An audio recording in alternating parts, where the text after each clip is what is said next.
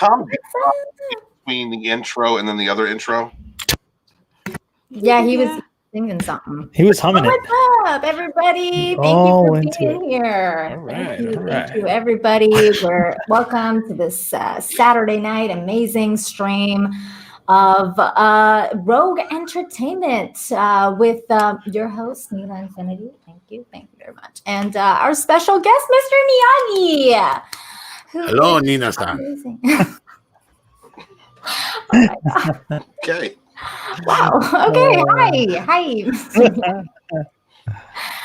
We also have Jane Theory in the house. What's going on, Jane? How are you? Hey guys, I'm doing fantastic. I'm happy to be here. Good. I heard you had a 5-hour live stream this morning. I did. It was so much fun. Yeah, that's great. Tell everybody where they can find you, Jane. Yeah, you can find me here on YouTube. I have not been purged yet. I post movie and television reviews and pop culture commentary. You can also find me on Twitter for now, Instagram, and Parler at Jane Theory. Ooh, Parler. And she doesn't have to denounce white supremacy because she is Black. Just saying. Makini 90, how's it going, man? I am doing awesome, thank you. Good afternoon, good evening, good night, wherever you are. I'm happy to be here. If you hear my penciling, sorry, I'm trying, just doing some penciling sketches right now. I'm always working and lurking while I'm even while I'm talking with you guys. So, but I'm happy to be here. You can always find me on my YouTube channel where I'm doing weekly draw streams and time-lapse videos, and I got plenty of content coming in store for you guys next week, and maybe some content coming after this stream. Ooh, nice. Always glad to hear that. Makini's amazing. Everybody check out his channel. I'm sure he's putting in the links himself because he's a mod extraordinaire. Final, how are you? Hello. Oh boy, how am I? How is anyone these days? I know, right? Yeah. Just trying to wade my way through the wavy oceans of time here. Yeah, you know how to put it. Wow. All right. Well, tell He's a time traveler. Ooh, that's right. Tell Are you the doctor? Where they can find you. I should actually put this up, maybe. You can find me at Enter the Unfamiliar, which is my channel name now, formerly known as Final Death Star, still known as Final Death Star, but with an extra Enter the Unfamiliar in front of it. And talk about UFO phenomenon, biblical prophecy, which, wow, talk about what's going on right now. Yeah, right, Yikes. right. Yeah. I need to get up with you then, huh? Yeah. And paranormal stuff, hidden histories of the world, and the secret mysteries, all that kind of fun stuff, esoteric information. So that's every Sunday I do a live show with Flipped Out of the Fandom Collective. We do a live show called Enter the Unfamiliar Sunday nights at 7:00 Pacific Standard Time on my channel. So if you're interested in any of that wacky, wild stuff, which I am. I'm a huge fan. I'm a huge fan. Well, you will be on my favorite show on YouTube. Yeah, we're gonna have to do something. Yes, definitely. Final. I'm a huge fan of your channel. Please, Makini, if you're doing the mod thing, make sure his link is in the chat. Already in the chat. Thank you so much. Author Stephen Walton, how are you tonight? I'm doing well, and unlike Makini 90, I don't have to constantly be fiddling with some phallic-like object in my hand. I'm glad to be here tonight. You can find me at Author Stephen Walton. Is that what you're talking about? You know what, Stephen.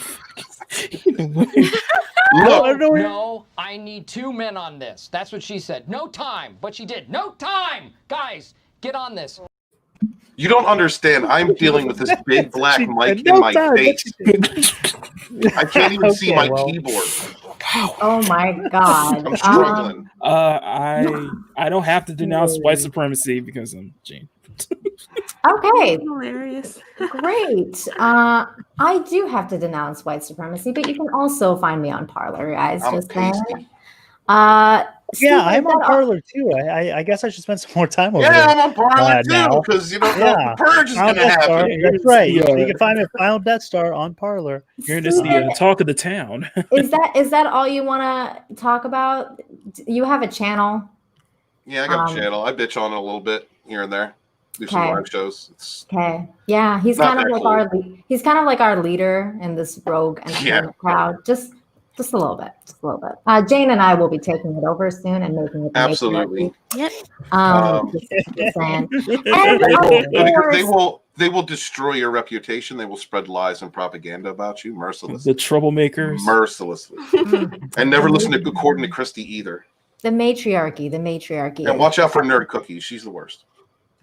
Nerd Cookies needs to make her way on my channel, but you know what? We do have someone very special here tonight. Mr. Miyagi. How are you tonight? Miyagi, doing pretty good. Would you like to plug your channel, Mr. Miyagi? Miyagi no have channel. Miyagi don't watch television. Okay, that makes sense because you're just you're into like waxing cars and stuff, right? Like wax on, wax off, and all that good stuff. That's hilarious. No, I make the kid do that. Okay, right, child labor, gotcha. Okay, so Very cheap, yes. Jay, what were you talking about for 5 hours today? I think we covered every topic. Yeah. Under the sun. We started with Amber Heard. No, was it Amber Heard, Ray Fisher, the High Republic nonsense from Star Wars. The Heard turd. Politics, Parlor, like everything. Everything. Well, you know what? Let me say hi to the chat because this is who we're here for, right? We're here Hail to the best chat on YouTube. We're here for the chat, which apparently involves Makini 90. Hello. Well, hello. He's like the first 10 freaking comments. Okay, hi. Hi, Jane. Hello. Hello, Jane. Brutal Morningwood's here. Hi. Hello. How are you? Yeti Cast, my fellow Canadian. Hail. What's up, Yeti? Hail. Hello, Yeti. He's got a great channel, guys. I watched his Batman review and I was on the floor. He's great. Yeti, he's amazing. And he just crossed 200 subs, so congratulations on Yay! the first 200 mark. Yep. Excellent. Congratulations, Yeti. I'm just 30 away from 1,000. 30 away. Almost there. Come on, we can do it tonight. Just a little bit. Just a little bit more. We got Jesse Miller at the Crow's Nest here. Hi, how are you, my friend? Good to see you here. We got Larry in the house. Tom finished Mead Radio thanks to Karen. Oh no. Mr. Miyagi, do you know anything about that? Karen suck very much. Ain't that the truth? Runner's here. Hi, Runner. How are you? What's up, Runner? Another Monster's here. Yeah, brother. Swede. What's up, another monster? Lockney Spock. Ooh, that's a good one. I like that name. Spock. That is very interesting. Who else is here that I see that's new? Marcus Baker's here. Hi, Americans. Got it for you that Orange Man lost the way he did and pissed off the way you all get treated by the left. Yeah, it sucks. Everybody should be respectful to one another. That's it's terrible times. Fat Steven Seagal is here. Fat Steven. What's going on? Hail. Steven Seagal. What? This isn't the P. Oh, Pornhub, man, come on. I hate you, Fat Steven. That's coming soon. Whatever platform will let me. If we can't use YouTube, we might have Rogan, the Phantom Menace on Pornhub. Matthew is here. It's season 1 of The Cobra Porn of Kai. Menace. I'm on season. I just finished season 2, so I'm on season 3 now, but I haven't started it. Cavatin Yoche is here. Kawabanga, Nina, and Jane Chan. Okay. Shay, I'm glad there's people that can pronounce your first name. It doesn't make me feel as bad when I can't. Sideways Optimist is here. White.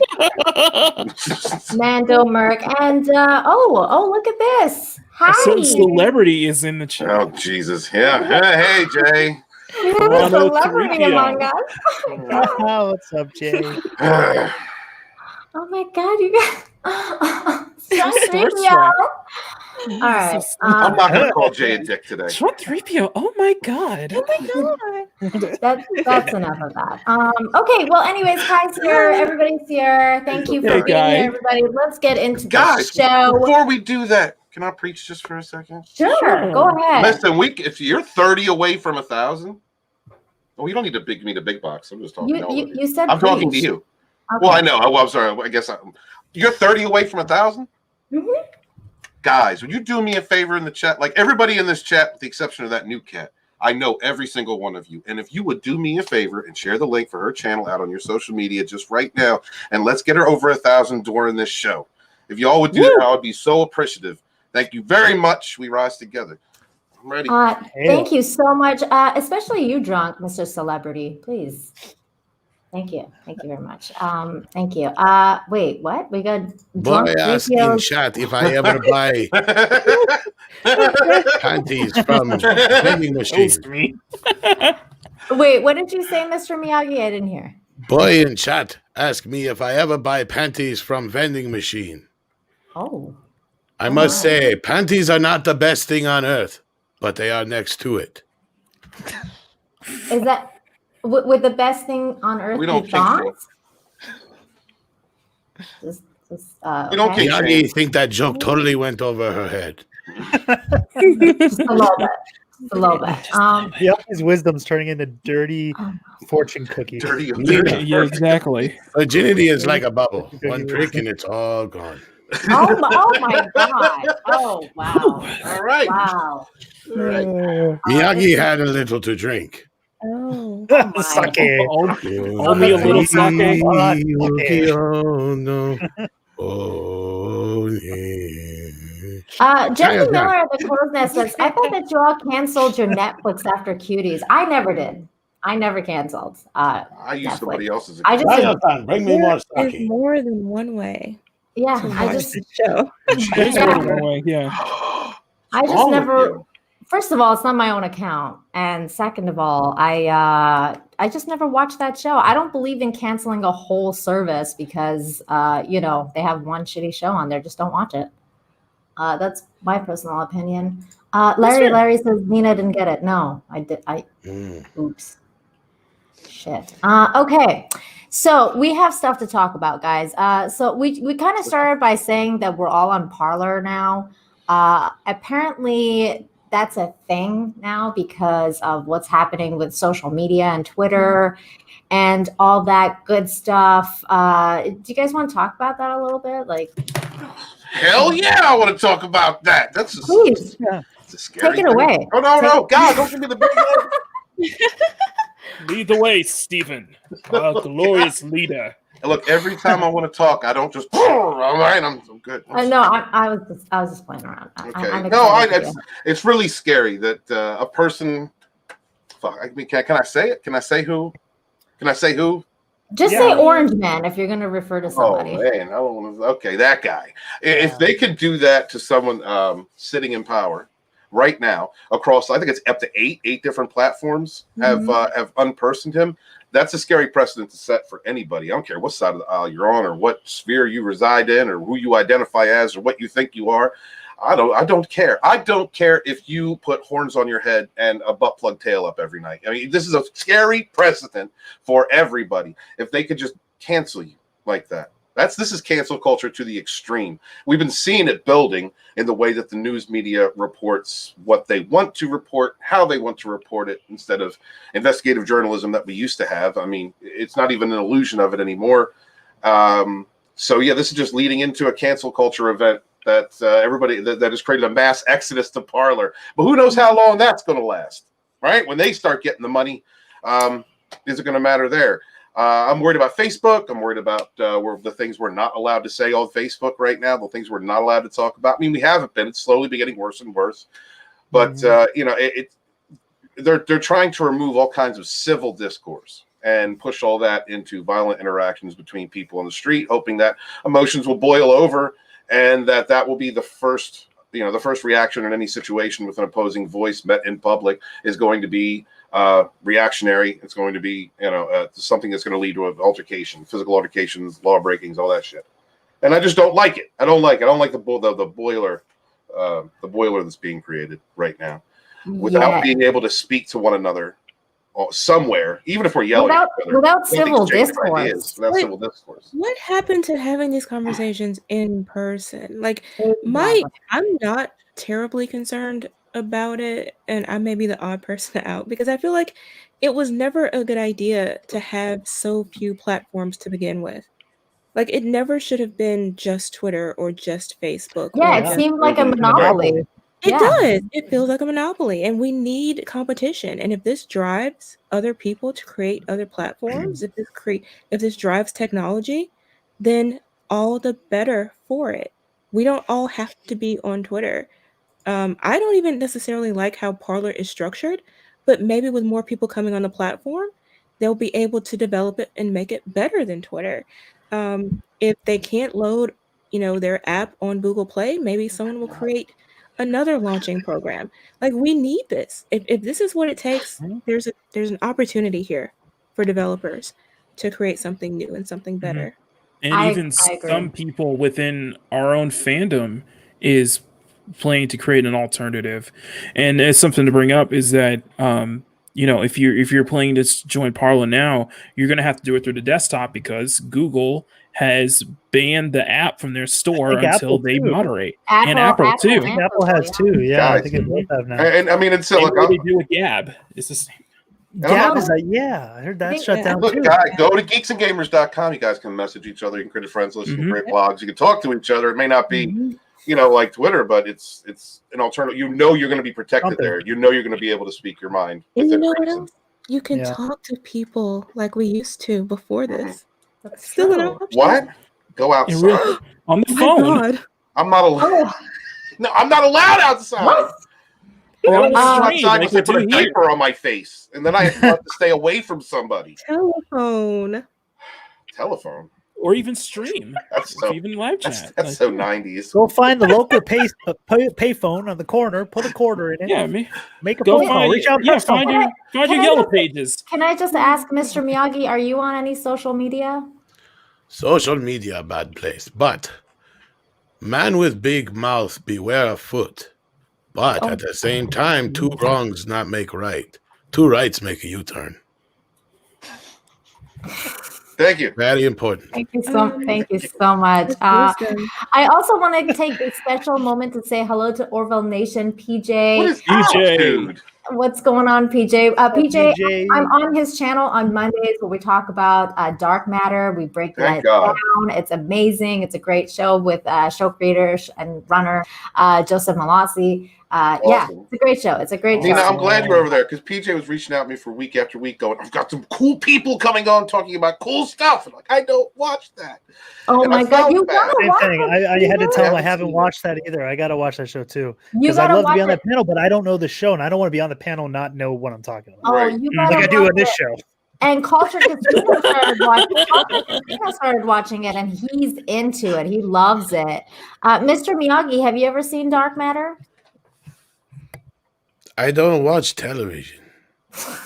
It's really hard not to talk to Tom. Oh my God. Okay.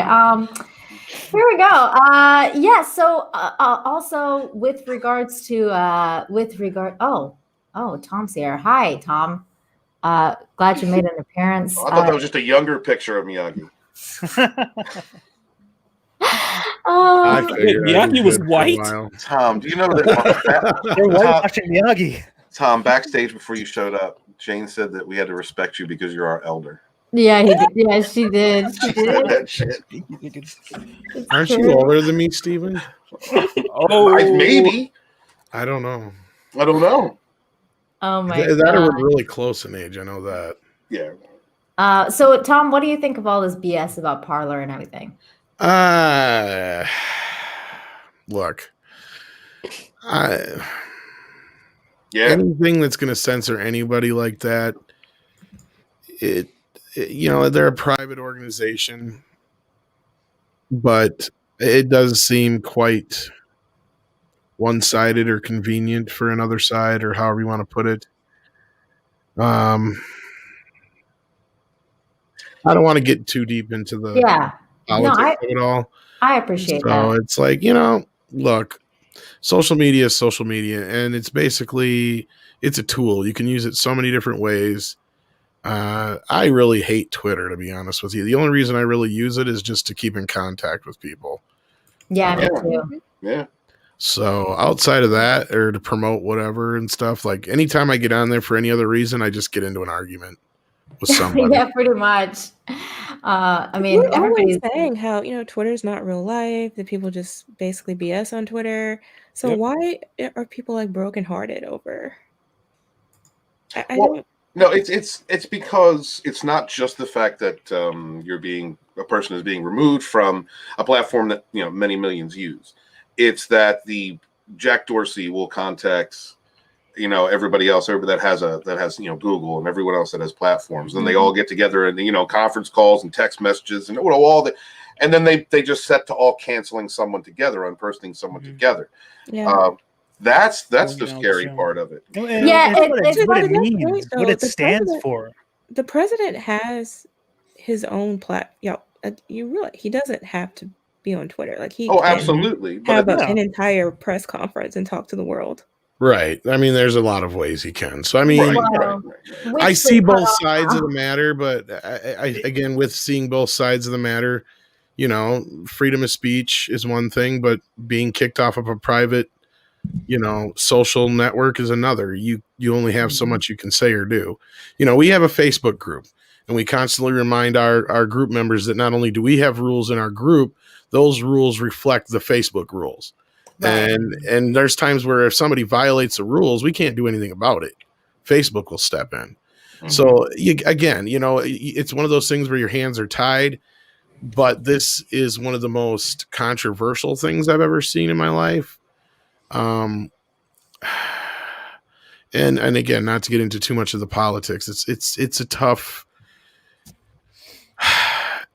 thing to kind of really give an opinion on without, it's such a double-edged sword. It really is. We're talking. I know we're talking about a platform where you can, at any given time, if somebody likes the right thing, see just sexual acts, see straight porn. No, I know. It, right? But they can have that. Hey, Zach, but they're gonna take off the sitting president. Well, they're not supposed to have that either. There's a lot we've seen happen on Twitter with people, even in our community, being harassed, threatened. True and that. It takes forever to get anything removed. But I'm imagining that that's happening to thousands, if not millions of people across their platform. It's not going to garner as much attention as the president of the United States doing something they don't like. So it is kind of different, but like Tom was saying, it's a private platform. And if you think about it as a business owner, you can't discriminate based on race or gender, but if someone is doing something you don't like in your business, you can have them removed. Yeah, that depends too, though. It depends on when it comes to religion. You apparently can't. With the there was the famous couple that owned the bakery. They were Christians, and there was the whole thing with they didn't want to make a cake for a gay couple that was getting married because it didn't fit into the Christianity, so they didn't believe in it. But they were told that they had to, or they were shut down because it was a protected class. That falls into one of those. So it all depends on who's that's one side of the argument. But the other side of the argument is no different than if somebody were to walk into your place of business and just scream fire. That's the thing is it's, when what's his face, Alec Jones or whatever got kicked off of everything. Alex Jones. Yeah. You're talking about I didn't agree with him getting kicked off of everything, but at the same time, if you're going to be, when you're in broadcasting of any kind, you do have a sense of, you have to have a sense of some type of responsibility. And I know that's something that some people don't want to hear. Some people don't want to think about. And again, it just falls on the shoulders of those who are in power to be responsible. I'm not speaking about anybody in particular outside of, just the whole Alex Jones thing. I'm just saying, I'm just using that as an example. But it kind of feels similar to this in a way. It's like, there's a time for certain things and there's a place for certain things. And I get it. Social media is one of those things. And you're right. Final Death Star, it's kind of a gray area where you have, is it really somebody screaming fire in a crowded room, or is it somebody just not liking somebody saying, you know, what the other person is saying just because they don't agree with them? Well, that screaming fire thing is actually illegal if you do that. So that doesn't actually fall under free speech laws. No, I know it doesn't, but it's still kind of similar in this case. That's the thing. That's where it's like, where does the line get drawn? Because that's the thing. I can go out and type fire right now on Twitter and it means jack shit. Speaking of social media, can we get out there and spread this channel? Because we got 15 subs that if we make up, we can get 15 more subs. We can get her to 1,000.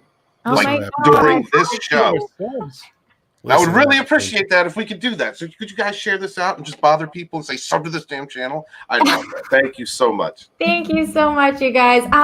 Just one last note, unless you guys want to keep talking about this, I just want to say I think it all, like, it's kind of like putting aside all of like the, you know, what a private company can do or not, or blah blah blah. I think it's all about the implication of it all. It's that it's come to a point where there's these big conglomerates, and they're saying this is what you can and can't say, and this is the final line. This is it. And if you don't like it, go make your own platform, which is fine. Like, I actually read that on CNN.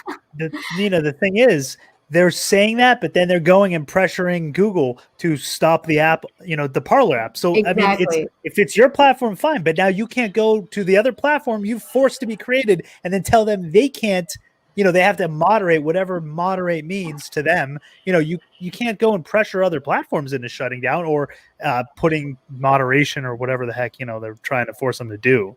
But they're not being pressured. Google chose to do that. I mean, they're not being forced to do it. They chose to do it. They chose to do it. But that's what I mean, though. It's the implication. They're all in the same club, man. When does it They're all become in a the same monopoly, club. though? They Well, are. that's the thing. It is. It's. I think they are, and I think that's part of the problem is that we didn't pay any attention to this happening. It's just like with the news. How many news networks are owned by the same 2 or 3 people? You know, I mean, Oh, it's like 7 companies in the world own all the major news networks. It boils down to 7 companies. Yeah. Scott platform. Scott Murphy says, my issue is they're operating under the First Amendment, but shutting down ours. But that's exactly what I mean by the They're not, implication. though. The implication is that they are. Even though there's a gray line there, there's the implication is that you can't say certain things anymore. But And if you break it do, down. you're going to be punished for it. It doesn't have anything to do with the First Amendment, though. This isn't the government. These are private entities. It's not government, states. So, and people are talking about the public square and all of this. In my view, in my opinion, these platforms, left, right, whatever, should not ever be held responsible for what individuals say on their platform. That never should have been a concern of theirs. They never should have had to seek immunity for that, because people should be responsible for themselves, individual responsibility for what you do and say, not the platform. And if we go with that logic, then the platforms don't have to be so afraid that if someone comes on there and plots a coup, that they're going to be held responsible for it. Because that's, I think, part of the concern. I mean, these companies it's politics to some degree, but they're also not trying to be, at risk financially for people planning things or inciting violence on their platform. They don't want that at the end of the day. They're not trying to be sued by the families of these 5 people who were killed. You know what I mean? So you have to think about that part of it as well. Slither Peanut says, so Nerd Cookies is for censorship. I'm out. Nerd Cookies isn't here. That's not Nerd Cookies beneath me. What? Even though some people think there's a conspiracy theory that they are the same. They're not the same people. That's nerd theory. That's nerd theory. Okay, so censorship. Don't be ridiculous. Let me give a different example than the crying fire thing. Okay, it's Jane Cookies. It'd be like me as a representative of Midnight's Edge going out and making up some complete and utter bullshit that is absolutely baseless, and not expecting to get any blowback from it, or even possibly like sued for libel or anything like that. There is still a sense of responsibility. Now, I'm not saying they're exactly the same, but it's one of those things where it's a gray fucking area because it's a private platform.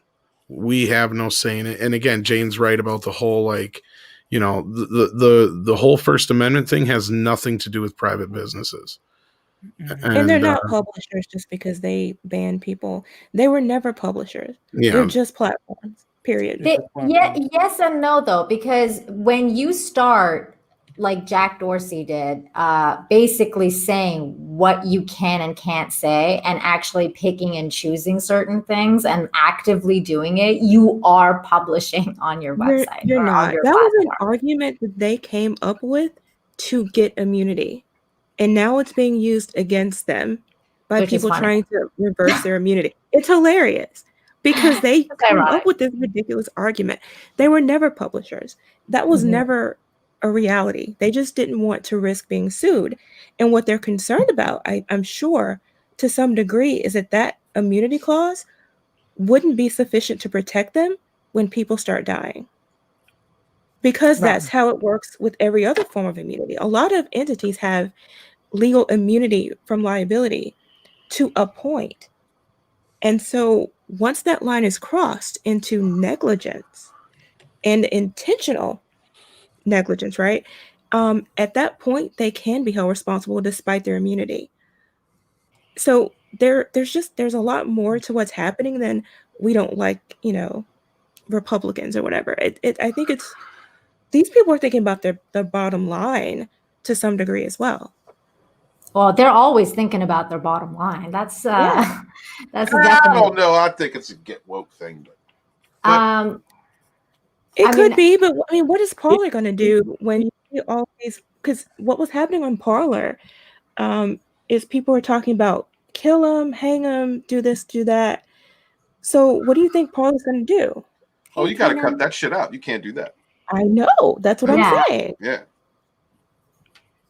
Well, somebody agrees with you. Mark S. says Jane is right. See, there you go. Look, it's 2021. I don't care if you agree. Yeah, I mean, it's all very complicated. It's all very complicated. And you know what makes it even more complicated is that this is why I have a problem with this whole thing is that, like, I can't actually say what I want to say because my channel is designed a certain way, and also they're purging all the channels that talk about certain things. So that's when it becomes an issue, when you can't actually say what you want to say, when you're not being heard the way you want to be heard, when you can't really communicate the things you want to communicate. I feel like it becomes a problem. Like a few years ago, they were making fun of like how, the president of China, Xi, didn't like being portrayed as Winnie the Pooh. So they canceled like everything Winnie the Pooh. And, it was like this thing that you couldn't do that. Like you couldn't meme him as Winnie the Pooh. It's still going on. And all the Americans were making fun of that. Like, oh, like, look what the Chinese can't do because, it's China and they're censoring them and like, blah, blah, blah. And here we are now, like a few years later. And what's happening now? Like, you guys don't like, this is going to lead to like, oh, Biden or then your new president or whoever coming out or whoever political figure coming out in the media and being like, I don't like being presented this way on social media. No, none of this shit. Take this shit down. Done. Like, it's just going to be, I feel like it's on the same lines as that now to me. You are now at 979. Thank you, chat. Hi, Let's go. guys. Thank you. Just a little bit more. A little bit more. We can do it. Bother your parents. Thank you. Thank you. The chat seems a bit worked up over this conversation. Yeah, I know. Runner, go get your mom and dad to sub to me. That's horrible. Oh my God. No, we don't care. Really, just do it. It says Winnie the Pooh is British. British. Yeah, so the chat is getting worked up, but we like that here. We like being worked up. Yeah, we love that. We can change the subject. We can change the subject because Tom's here, and I know Tom really wants to talk about why he came here. Tom want to talk about the reason that Tom came here tonight. What you got, Nina? Well, I mean, oh my God. I mean, he's not wrong, but I mean, I'm all down for that. But I don't think that's what we're here to talk about. I think we know exactly what we're here to talk Come on, about. man. Well, I mean, if Bust you out some really want googles. to talk about boobs, we can talk about this first because she has boobs, and we can just talk about. Are they boobs that we would want? I'm sure you would want her for sure, Stephen. Oh, 100. you shared that. One of you guys shared that article with Daisy Ridley. That was in me. Rogan. We're gonna talk about She that. is as so well. hot. Oh my god. But this is what I'm talking about. Gadot, she's got boobs. Oh yeah, that's it. I think everybody cried watching it. They're like, I wasted 2.5 hours of my life for this. Tom, I didn't cry. I just checked out at like an hour and the hour and a half mark. I was done. I was just like, Oh my god! I'd rather But get a sandwich from Wawa. this is funny though because she says the article reads Gal Gadot cried the first time she saw Wonder Woman 1984. My initial reaction too was just like Tom, like because it sucked so bad. Like is that Yeah, that was my thing. It was like a That's tears of not- joy or tears of Oh. just how bad, how much of a mess it is. The 35-year-old actress was so transponded by the film in which she played Diana Prince and her Titular. Love that Oh. word. Oh, Almost as much as I love tight. I guess that's sort of like boobs. It is. There you go. Titular. It's got tit in it. Too tight. Alter ego that she didn't even think about her own involvement. She said, hello. She told Hello Magazine, I can't tell you about the moment in the movie that made me cry other than it happens at the very beginning. I never experienced that before. I was watching and all of a sudden I was like, I wasn't the actress, the producer, or anything on set. I was a little girl from a suburb in Israel watching this amazing character doing such incredible things. She was crying because she wasn't in the first 15 minutes of the movie. That's what it was. And I'm not an easy crier. I'm not the kind of woman who watches commercials and cries. Who watches commercials and cries? commercials and cries. What? Commercial? There have been some really emotional commercials, though. Okay, so Jane is one of those Jane's people. totally cried. Yeah.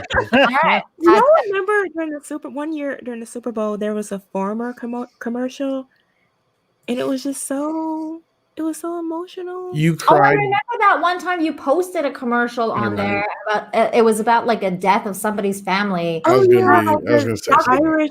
Irish brew. Yeah, and I was like, "What the fuck is this commercial about?" It was like 5 minutes of people like being. It was like the saddest story I've ever heard. And then in the end, it was like Irish brew, and I was like, "Are you fucking kidding me right now? This is the commercial. Like they don't even know how to make commercials anymore. Irish brew? What is that for? A beer? Like a beer. Well, It tell more tastes so good, you could cry. They have the Gosh, best commercials. It was so Wow. bad. I just. You know what commercials We make are- me cry? Walton's brew ones. Oh. It's so That's- beautiful. That's amazing. So just Hilarious. I think Steven cried the first time he saw that commercial too. I think everybody cries the first time you get Walton's up your butt. Oh my god. man, it's the Why best is part this of still waking a up. thing? Why is this still a thing? It's You created this, Steven. I did. I You know. created this. Yes, you Nerd did. cookies Yes. and Nina and No. Jane theory. I did nothing wrong. We did nothing wrong. It was all you, Steven. The article reads on. I just had such a strong reaction to this movie, and it caught me off guard. Usually, I save my crying for special occasions, like when I'm pregnant. That's a really weird thing to say. Okay. Wait. She Could you doesn't read cry that again? otherwise. What was that? She says, "I just had a strong reaction to this movie, and it caught me off guard. Usually, Okay. I save my crying for special occasions, like when I'm pregnant." Has she had any kids yet? Yeah, Yeah. yeah. Oh, Believe it or not. But that's weird. Like Yeah. if you only cry when you're pregnant, like that's weird. Well, I mean, she's a soldier. Maybe she's all tough and stuff. Yeah, right. Yeah. Exactly. Yeah. Yeah. Tough. They bred it out of her. They bred her emotions out of her. So she has to be like hormonally unbalanced to be able to cry. Right? Damn. Gadot is proud. Her character has proven to be inspirational for so many people. She says, "It's something I wasn't really prepared for. So to see and hear the reaction from women, men, boys, and girls is just incredible." Yeah, the inspiration not to see Wonder Woman 3. Yeah, or that new Rogue thing made by Patty Jenkins. Rogue Squadron. I mean, did somebody Yeah. like it? Oh, hold on. This is the last paragraph, and then we can talk about it. And one fan in particular has stuck with her. She said, there was one little boy I will always remember. He saw the movie and told his mother, when I grow up, I want to be a woman. She's so full of shit. It wasn't even any goddamn theater. She is so full of shit. On that, I want proof. Yeah, I don't believe that for a second. That is some of the most made up shit I have ever heard in my goddamn life. I don't want to be a woman when I grow up. What? Yeah, it was all because of Wonder Woman. Everything she stands for and symbolizes that this little boy. That is bullshit. Dude, when I grow up, Boys I wanna don't be a use woman. words like symbolizes. For one. What? Boys don't like, I want to be like a Ninja Turtle because they kick some ass. Right. No. No. This little boy tucks it. If this is like Ben Affleck saying it's like, oh, it's like when and you say like little kids, like when I grow up, I want to be Batman or I want to be like Bruce Wayne. I'd be like, okay, I can understand that. Even if he says, because I love everything he symbolizes, I would not believe that fucking quote. No. She's saying that. She's saying it's because like Wonder Woman to him was like, because of everything it stands for and symbolizes that he said, when I grow up, I want to be a woman. But wouldn't he say he wants to be Wonder Woman? How does she say, if anything, I want to be Wonder Woman, not just a woman. Not a random woman. Yeah, like assuming an I'm ready to cut off the D right now. Okay, the story is fucking true. She's assuming an awful fucking lot. That's all I'm gonna say. So is it like, do you want to grow up to like manipulate someone who you thought you wished back to life? I mean, little kid terms, man. Little kid terms, wishes and stuff. That's all he thought. That's all. He didn't go that deep into it, but apparently it was enough to make him want to cut off the D. Citation needed. I mean, I think we need. Come on, Gal. How old was yeah, this kid? Yeah, come on. Yeah, come on. God. Said that. You're playing some politics there, girly. Did that make her cry? That is some nonsense right there. Like I could see a kid looking at, like, depending on the age of the kid. Like I'm just going to assume this is a little kid. Watching something or reading something, and going, "I'd like to be like that." Like I Wonder get Woman, that. yeah, but Right, she and pulled out the wonder part. Right. Yeah. Right. So here's the thing, like, for example, actually, the meme of destruction, hail memes of destruction, says, who didn't want to be like Xena? See, Me, I wanted to be in there. Yeah, Well, to be fair, Steven would be in the bed with You Xena. would say you want to be like I want to be like Xena. I want to be like that. Yeah, Someone like, strong like that. Not I want to be Xena or I want to be a woman. Well, okay, that's not totally true, but that's the thing though. Like I remember when I was younger and Xena was on, I really wanted to be like Xena. Like I was like, yeah, I'm Xena, and we always like played in the playground, and I was Xena because I could do the call like that. Like I could do that thing really well. So everybody always made me Xena, and my name was Nina, so it kind of like was close. So I was Xena, and like all my friends, like I had a girlfriend that was Gabrielle. Steven, you know what to do. And we had a bunch of guy friends. yeah, you totally missed the boat not calling your channel Nina's or Warrior Princess. Like I totally. know. Yeah, Nina, Warrior Princess, yeah. So we had a bunch of guy friends, but they would always argue over who could be Hercules and Xerxes, and like like those like those kind of. Oh, sorry, Ares. Yeah, like it was like they always would like want to be the guy characters because Hercules was on around the same time. It was like they didn't fight over like with me over like who could be freaking Xena. It was like they had their boy characters and we had our girl characters, and we were just that's how it was. And now apparently boys want to be girls. Well, look, I'm not going to say that there isn't a potential possibility that there isn't little boys who would like to be that way. Okay, I'm not going to say that. And it's not even necessarily a sexual thing in any way, shape, or form, obviously. Mm-hmm. I'm not even saying that. But just that story sounds so unbelievable. It does. It just sounds so manufactured. And not only that, what theater was she in to see it with anybody else? That's what I want to know. That's the other thing too. I'm almost wondering if this whole article is made up. Like I'm not even joking. Like I feel like they. It sounds like it. It really does. Was she not She social didn't even distancing? cry. I don't know. It just seemed like it really seemed to me like She doesn't get specific about what scene it was. It was just it was in the beginning of the movie. Well, that beginning of the movie was like a 45-minute intro. So you think she'd be a little more specific too, like this scene. When this happened, I cried, but it was towards the beginning somewhere. I don't know. I don't remember. She didn't want people to know when it was because then they'll call her a pussy, and she didn't want that. Well, technically, final it's 2 intros, but yeah, it's 2 intros. Yeah. Oh my god! Maybe she watched the movie with Kevin Smith and his crime. Oh my god! I was going to say that, but I'm so happy it came from the titles about it, not mine. The Courtney says it sounds like a marketing article. It kind of did, but not a very good one because boys being girls. Yeah, when you talk about dudes cutting off the peen.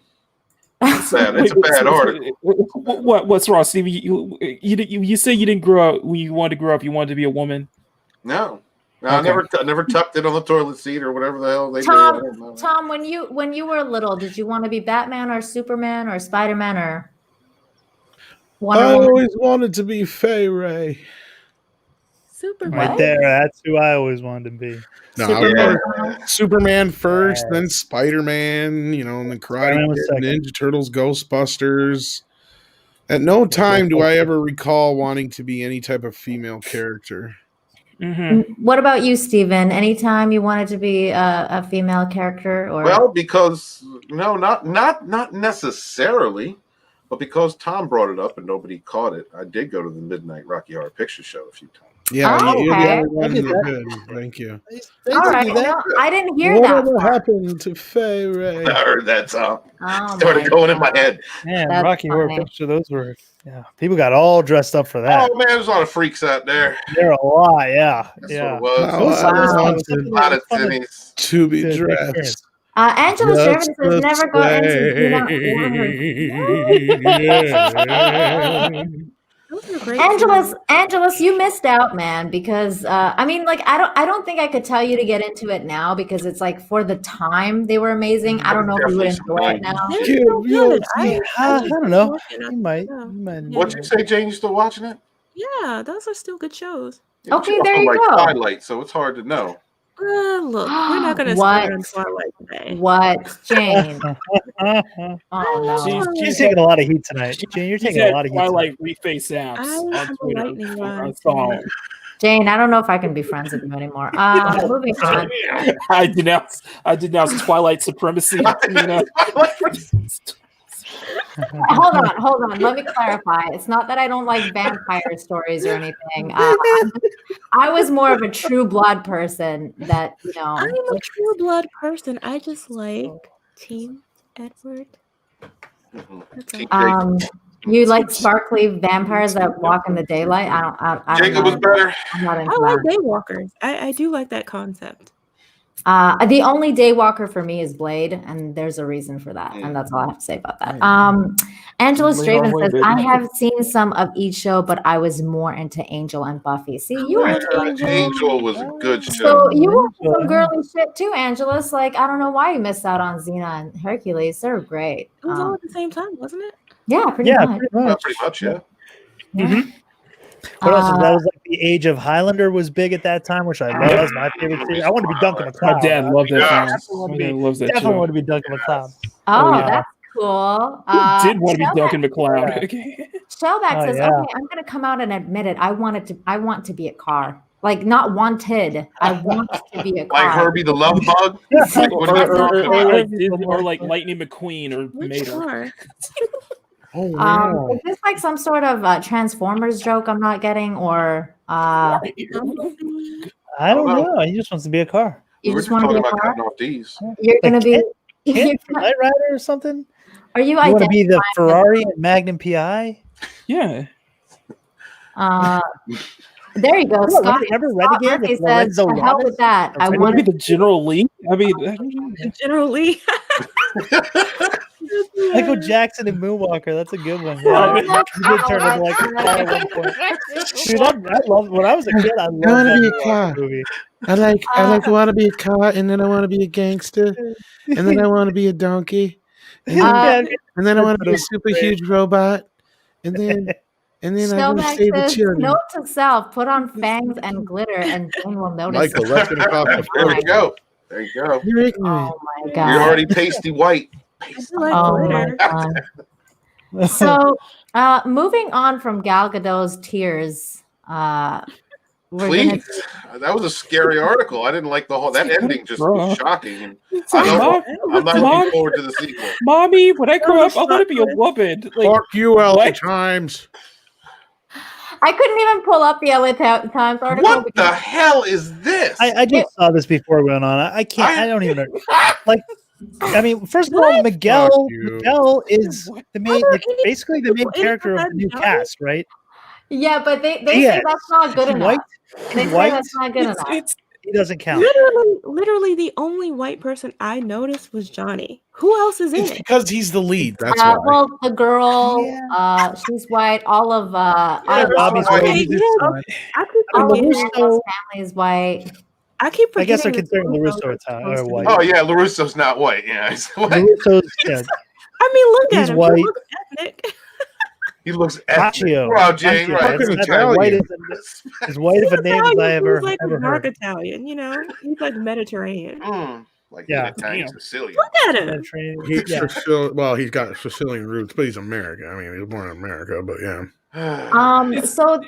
So basically though, like I tried to go on the LA Times article and they wouldn't let me because they were like, you need to subscribe if you want to read our it's- article. You tell me what kind of a name Machio is, for fuck's sake. No Machio. kidding, right? Wow. You know, And I was like, I'll get right on that, LA Times. But no, I went and found this article, which basically breaks it down. And it just basically talks about how they think that, like, there's not enough Asian representation.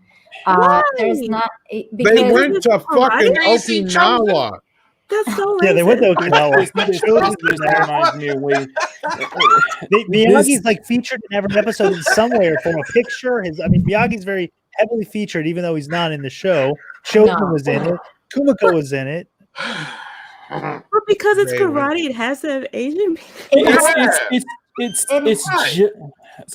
It's just like this. It's just like the complaints I saw when Netflix's Iron Fist was announced, and Danny Rand was completely about not being Asian, despite the fact that the character in Iron Fist is actually Not white. Asian. Yeah. time profit. We ain't going into spoilers. Nina ain't seen season 3 yet, so we can only go up to 2. When the Snake movies comes out, they're okay with them switching him from a white guy in the comics. He's a white guy. That's his whole character, is that he's white. Storm Shadow's not. He doesn't fit in. So that's what makes him interesting, But they're switching that out. And they're going with the Crazy Rich Asians actor, who is, I think he's like mixed. I think he's part, he's half Asian or something. But that's okay. mixed. Is that okay to say now? Oh my god. Is it not okay? Blasian? What is it? Biracial. Yes, he half white. Biracial. I don't know what the terms are. Runner says, watch season 3. What the F? LMAO. Here's the thing, Runner. I'm an adult. So Shut I up, have Runner. a life and I have things to do. So I can't just sit there and watch TV all day. I have to work. Unlike you, we don't need our parents' permission. I lost sleep Right. to watch Cobra Kai. Just Me saying. too, bro. Wow.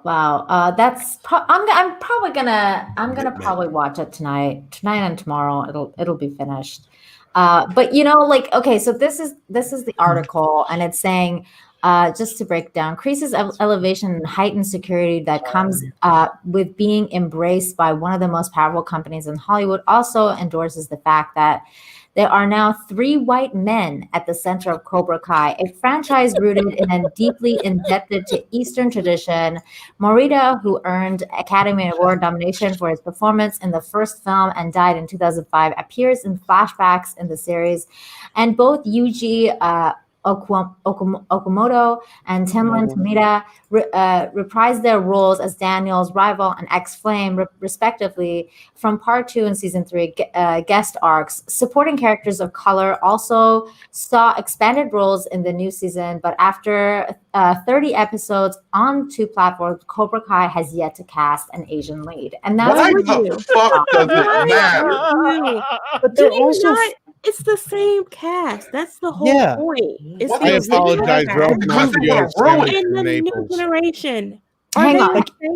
They did a Karate Kid movie with Will Smith's kid. It didn't do well. They're not going to bring in. The Kung It Fu wouldn't make Kid. sense It to was bring them in. So they're redoing the original cast. This is who was cast in the 80s. How could they cast someone as a main character that doesn't? It doesn't. That doesn't. Yeah, but final. They probably wanted like some Asian woman as like the wife for LaRusso or something like that. And to be fair. They wanted more Asian. Well, I mean, I wanted he should have married Kumiko, honestly. To be she fair, should have been in the third movie, but First, I got to correct myself. Machio's family's originally from Naples, but anyway. Thank you for looking that up, Tom. That's Mighty White of me. It doesn't matter. He's not, it's not even the point. Oh he doesn't even have an Anglo fucking background for fuck's sake. Like, give me a break. Anyway, my whole point. I never knew. Hold on, let Tom speak. I don't even remember what the fuck I was completely say now. But well, are you Naples? Nipples. It sounds like nipples. It does.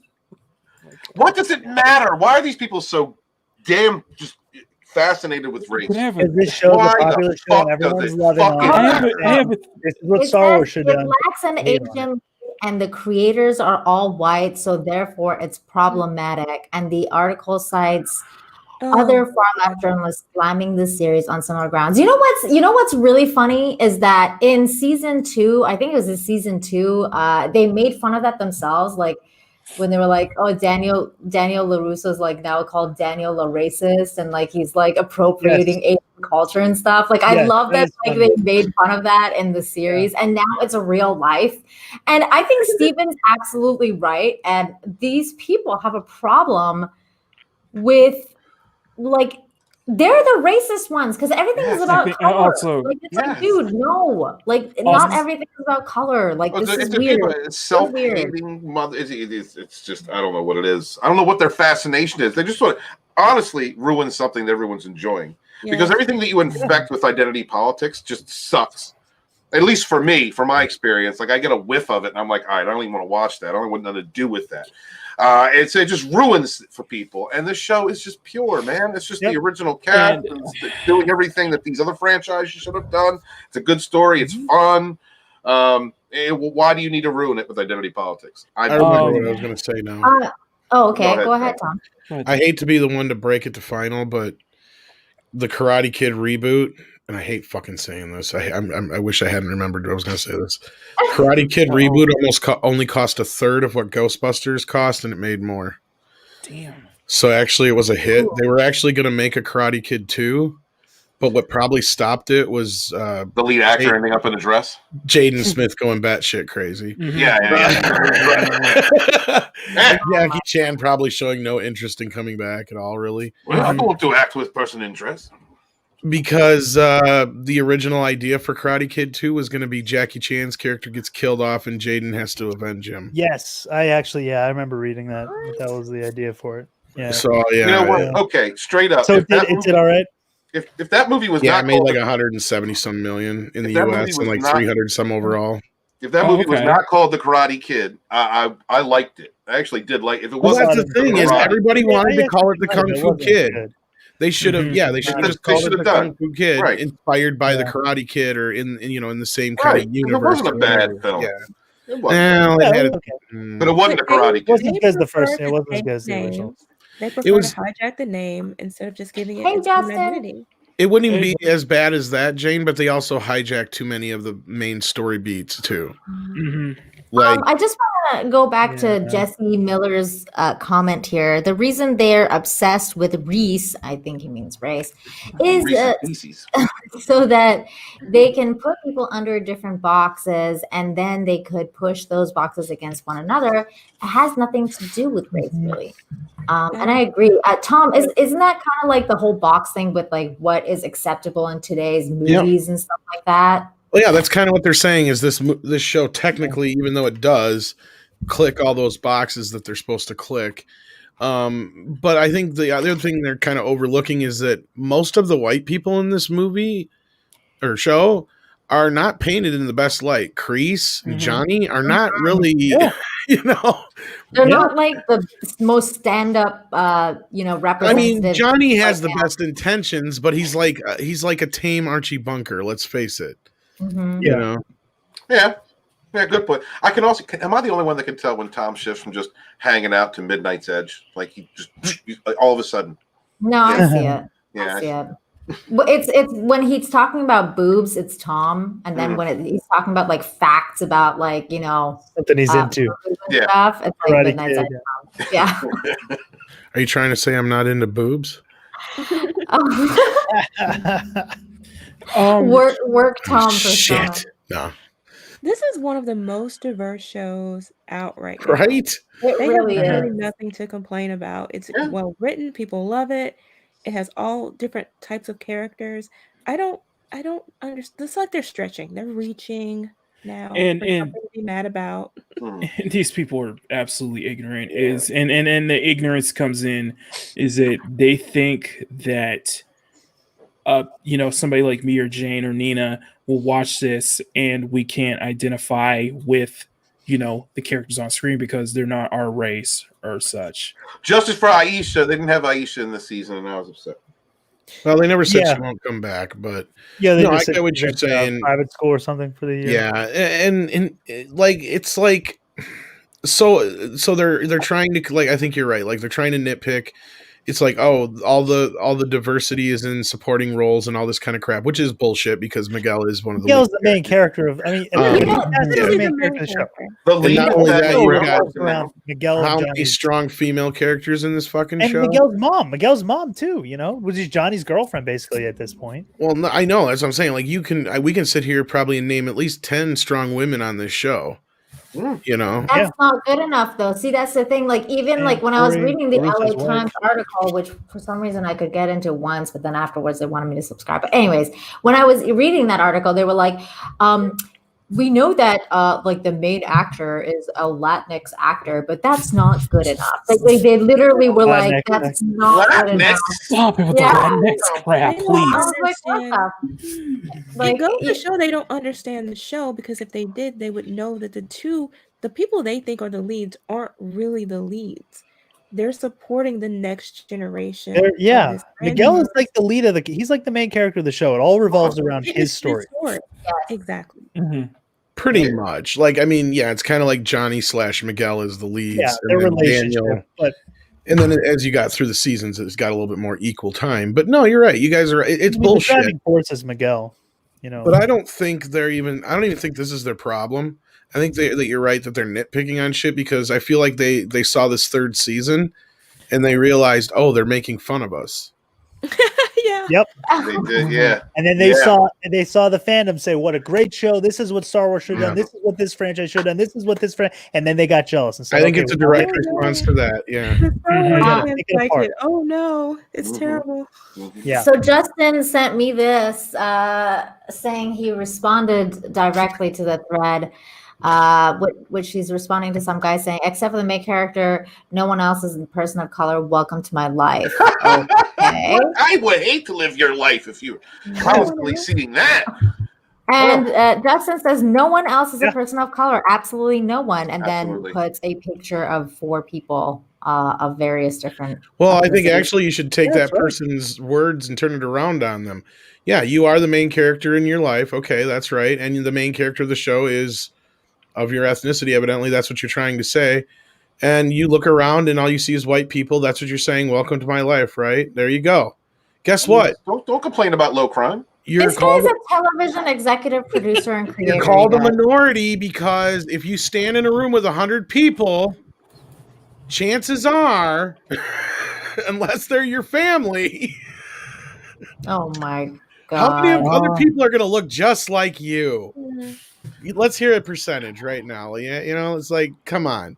It's kind of like nobody's Persian, and I live in freaking Mexico, where no one is Persian. Okay, like there's 0 Persians here. So you don't expect to see anybody who's exactly like you that often on screen, right? Oh, not at all, not at all. Especially like after 2000, the 2000 years, like Middle Easterns being represented in a main character, unless they were terrorists. It was like nothing. Like, so. Well, and then you have the other side of it too. Is like, yeah, it's like, and in this, that was my point I was going to make. Is like, and then in this day and age, if you are represented on screen, it's a big old fucking stereotype. So how proud of you are you of that? I mean, come on. Listen, I'm trying to get Black people off the screen at this point. You know, like, I've had like my writer friends and stuff in Hollywood that are Black say the same kind of shit. They're sick and tired of seeing all Black men on screen gay. Oh my God! I love certain stereotypes. Or feminine, yeah. They want to put them on the screen, but force them into certain stereotypes. Yep. Exactly. They're calling it the masculization of Black men. Yeah. Right. Yeah. Gordon Good Brothers, basically. Oh my God! I think that's my favorite thing that you've ever said, Jane.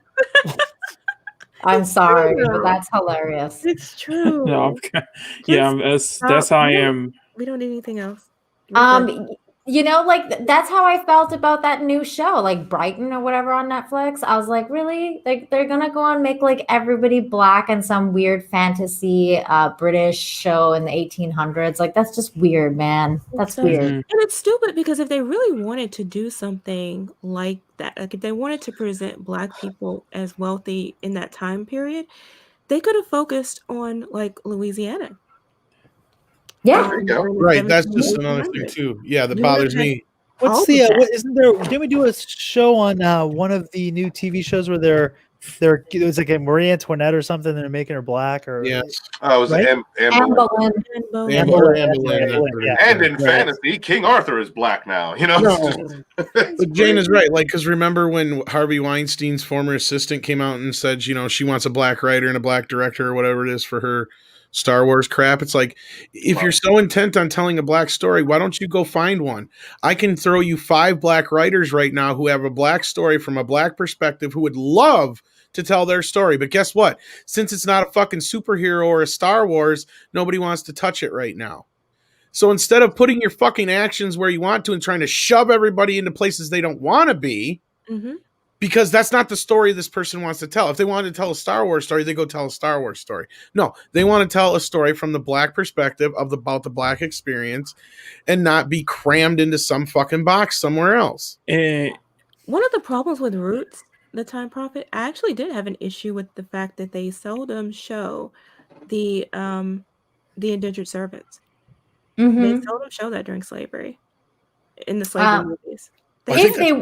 But that's the thing, though. Like, if they were to remake Roots right now, they would not put white people in it, but they would put Latinx people and they would put like, you know, Asian people and like, you know, like basically everybody except for white people and be like, look how diverse it is.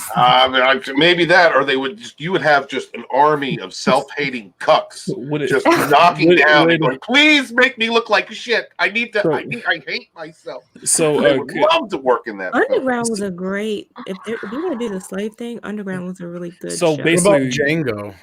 How would that go, Django? I was gonna say, so basically we're gonna have a Latinx Kunta Kinte. Is that what? No. I'm talking about Django Unchained because but everybody went after that movie, and I don't think it was so much because I don't think the left did, and I don't think it was so much because Tarantino was using the N-word too much. I think it was because they didn't like Samuel Jackson's character. Hold up, the left went after Django? Yeah, they didn't with like a fucking passion. I wasn't paying attention to shit then. I don't remember that at all. Oh, hell yeah. Fucking Jamie Foxx had to go out and fucking stick up for him. Samuel Jackson went out and stuck up for him. Everybody did. For different reasons. Damn. What was that? What was that, Jane? I'm sorry. I didn't like it either, but for different reasons. Oh, okay. Oh, Justin Proper says Alexander Hamilton was not Puerto Rican, but I don't see anyone complaining. Alexander Hamilton. And I mean, he was an immigrant, though. That's the He was. And, you know, I mean, every now and then they do something and it works. But then when they just do it for the sake of doing it, like Alexander Hamilton, the musical, had a clear purpose. You know, they were trying to do something different. It worked. I think it worked for that. But that doesn't mean it's going to work in every situation. And it doesn't mean now that's the form that you're just going to like paste that onto every other IP. Yeah. You know, it worked for a specific purpose. for that musical. And I agree. I'm it was not good going to see choice, Hamilton to go see historical accuracy, is what you're right. saying. I'm not watching Django for that either. Exactly. Like, yeah, but but it doesn't mean having that's that gonna work Samuel every Jackson time, though. character in Django, that's why I asked, because that was not a normal character that's usually portrayed in movies that have slaves in them. Because his character is, in the slave's mind, lower than the white men, because anyway, I'm sure we don't need to get into all that shit. Right. You've had those characters. You've always had those characters. Right? Very rarely, though. You always have at least one, because you have to show that character when the slave master's sick. He's like, "We sick, boss." You always have to have that one character. Yeah, but they weren't portrayed in the way they actually really were, was my point. Yes, master. You say master. Oh my god. I denounced it. I feel like my channel's I don't want to get into that now. deep of it, but yeah, no, like, it's just, to me, it's ridiculous. It's like, what point do we have to say, like, oh, a movie can't, like, we're even getting to a point where you can't even have a bad guy unless it's a white guy now. Like, okay, so But I think part of the problem is that, at least as far as the Black characters are concerned, it's just that that's what we've had consistently for years. And so people want to see something different for a change. But I think that what they're doing with the white characters is also bad. It's like, I want to say it's overcorrection, except that it's not. It's part of a specific agenda. But it's. I get what you're saying, Jane. But I'm going to be a criminal. Well, no, but you've also had how many, like, look at, like, you had Eddie Murphy, Denzel Washington, all these other guys coming up that have never, if not ever, rarely played bad guys. And they're not alone. There's tons of Denzel Washington, Wesley Snipes is the other one I was trying to think of. And there's quite a few other Black men and Black actresses that are, well portrayed in Hollywood and have been for 30 years. And I feel like it's not so much an overcorrection, but I think you're right. It's the agenda movement, because they're ignoring all the other things that have come before. And that's what bothers me, is like, especially things like Star Trek, is like, every time they tote out Sonequa Martin Green as the first this, or the first black this, black this, black that, this, it's like, okay, so you're totally saying fuck Nichelle Nichols. You're saying, fuck Janeway, all these other characters that came before that were either Black or strong female characters, by trying to virtue signal on the newest stuff. And it's like, you're acting like it never happened before. Now, I'm not saying that there shouldn't be more doors open. That's not what I'm saying. And obviously that's something that needs to be done in every way, shape, or form, in any way we can. But when there's already, pretty good equality in most areas, especially like when it comes to music and entertainment, the cream rises to the top all the time. Because otherwise, if it was that bad, then Little Richard and Chuck Berry wouldn't have invented rock and roll. It would be Buddy Holly. You know what I mean? Like, same thing with like Michael Jackson and all these other artists and stuff that were huge in the 80s. It wasn't because they were Black. It was because they were good. It didn't, people didn't grab their album because, oh, I'm grabbing this because it's the latest Black album. No, it was because it was Michael fucking Jackson Thriller. Yeah, exactly. I just the greatest selling album of all time. It's like, I just think that it's really weird that like everyone like I feel like I need to play that drunk 3PO clip that like, y'all are weird. Like it's just like this weird mentality that they're so focused on race and skin color that it's like, and they're trying to say that we're not, and like they're like diversity, like diversity is a good thing, but while we're trying to like do this, we're gonna do the complete opposite by focusing on exactly what we're trying to teach against, or about racism, or about how like seeing the color of a skin and whatever is supposed to be a bad thing. But like seeing the color of a skin, like, if I say, Jane, you're Black, like that's just a fact of life. Like, it's not like I'm not trying to be offensive when I say you're Black, like, But it's like they want diversity on their terms, though. They're not willing to actually create really good, well-developed characters with story. It's just checking a box. And that's why I cannot stand Batwoman. Black woman. You made her Black, but then you put on top of her every negative stereotype you could find. She has a plant. I feel the same way Lives about in a Miles van Morales down in a by way. the river, is a drug addict. Yeah. Hold on, Tom. Who do you feel that about? I feel the same way about Miles Morales in some ways too. It's just take, whatever what made Peter Parker popular and then make a new character that's nothing but a lot of new stereotypes with Peter Parker on top of it. I can't. No, you're not wrong. You're not wrong in that. And this is And somebody then- who is a fan of the character. But no, I completely agree with you on that. I mean, I wouldn't have such much a problem with it if it was his own thing, like give it another name, like yeah. And the stereotypes, though, they really need to back off on it. It's just like I felt that watching Spider-Verse, and I mean, I feel like that was a more tamer version of the character anyway, wasn't it? From what I recall from the comics, in a way. Mm-hmm. I never read the comics, but I would say Spider-Verse and his both his appearance in the PS4 game and his separate title are probably much more tamer compared to the comics. Yeah, that's what I thought, because I haven't read many of them or anything like that. I've read like breakdowns and stuff, like and seen channels and shit. But no, I guess to my point before, Jane, to make this point, like Coming to America was never considered a black comedy until recently. And I'm sure it drives the director nuts, because that's a point he made on like the commentary or the documentary that's on the old DVD. He flat out said, that's what I love about this movie, is even though it has a completely black cast almost, and it was written by black people, and it was this, that, and the other, it's never been considered a black film or a black comedy. And that's just a testament to how great it is. It's always just been a good comedy. Exactly. And in fact, like just how much, that says about that film, I think speaks to the era that we're in now, because now that movie's always getting clumped in with black movies. And it's like, I don't think even though the director is not black, I think that really does kind of, speak to the whole point that he was saying. It goes against that in a way. But a lot of things from that era were meant to attract a much wider audience as well. Like they weren't virtue signaling per se. They were telling good stories, and that's what they were focusing on regardless of the cast. And today it's just checking boxes. We need a black person. So here's a black person. Even if we have to race swap to get them in there, here you go. Be happy. And it's very ignorant, honestly. It's very ignorant, and it's very, very close-minded, because you're thinking that characters of this color, they can't be more than just their skin tone. I don't mind. Whenever I see like a black villain, I don't see him as just black. I just see him as a villain. And they don't think that villains can't be sympathetic, or villains can't have arcs as well. Right, exactly. And like, I mean, look at when I was a kid, like, I didn't watch things like Star Wars or Empire exactly. Like, oh, that's a black guy. No, that was the guy who sold beer to me. Yeah. That's the guy who sold beer.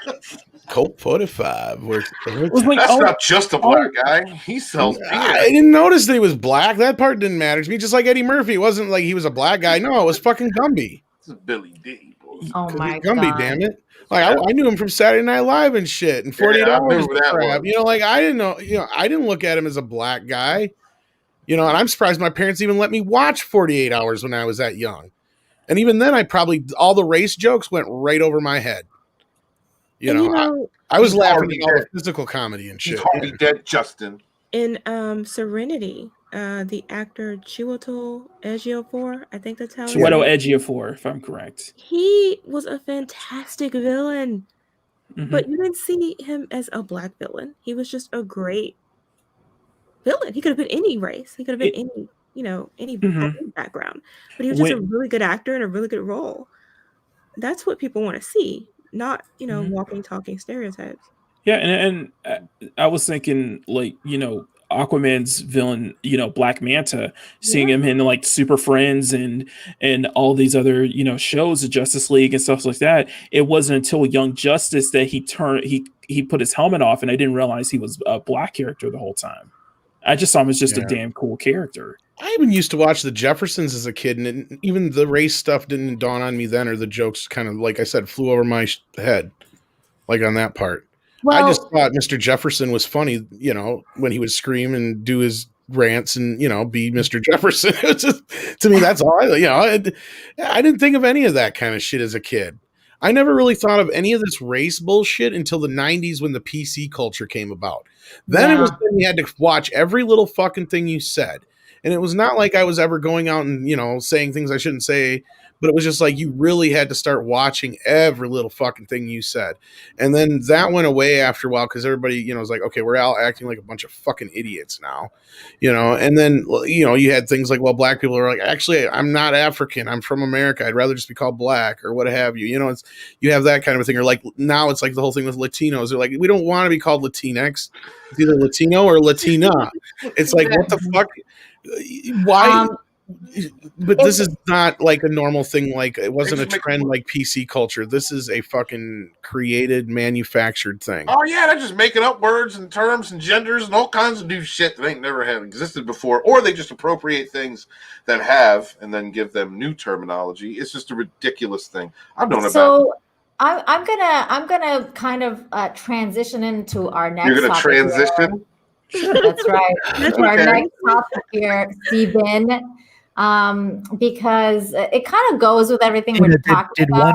Did Wonder Woman inspire you to transition? It did. Wonder Woman? It really did. Wait a minute, though. Why would that inspire you to transition to a man? I don't get it. How's that happen? Do you like hold your breath and hold your nose and it just pops out? I don't know what you guys are talking about. You guys are fucking. Is it that you realized you loved women that much that you had to be a man to love a woman, or that you can't stand women? No, it's just I transitioned into being a lesbian. That's what happened. I'm so confused. So here is the next weird thing that we're going to talk about. The Punisher's crotch? My God, why is he raging and thrusting his crotch at us? What the fuck is going on?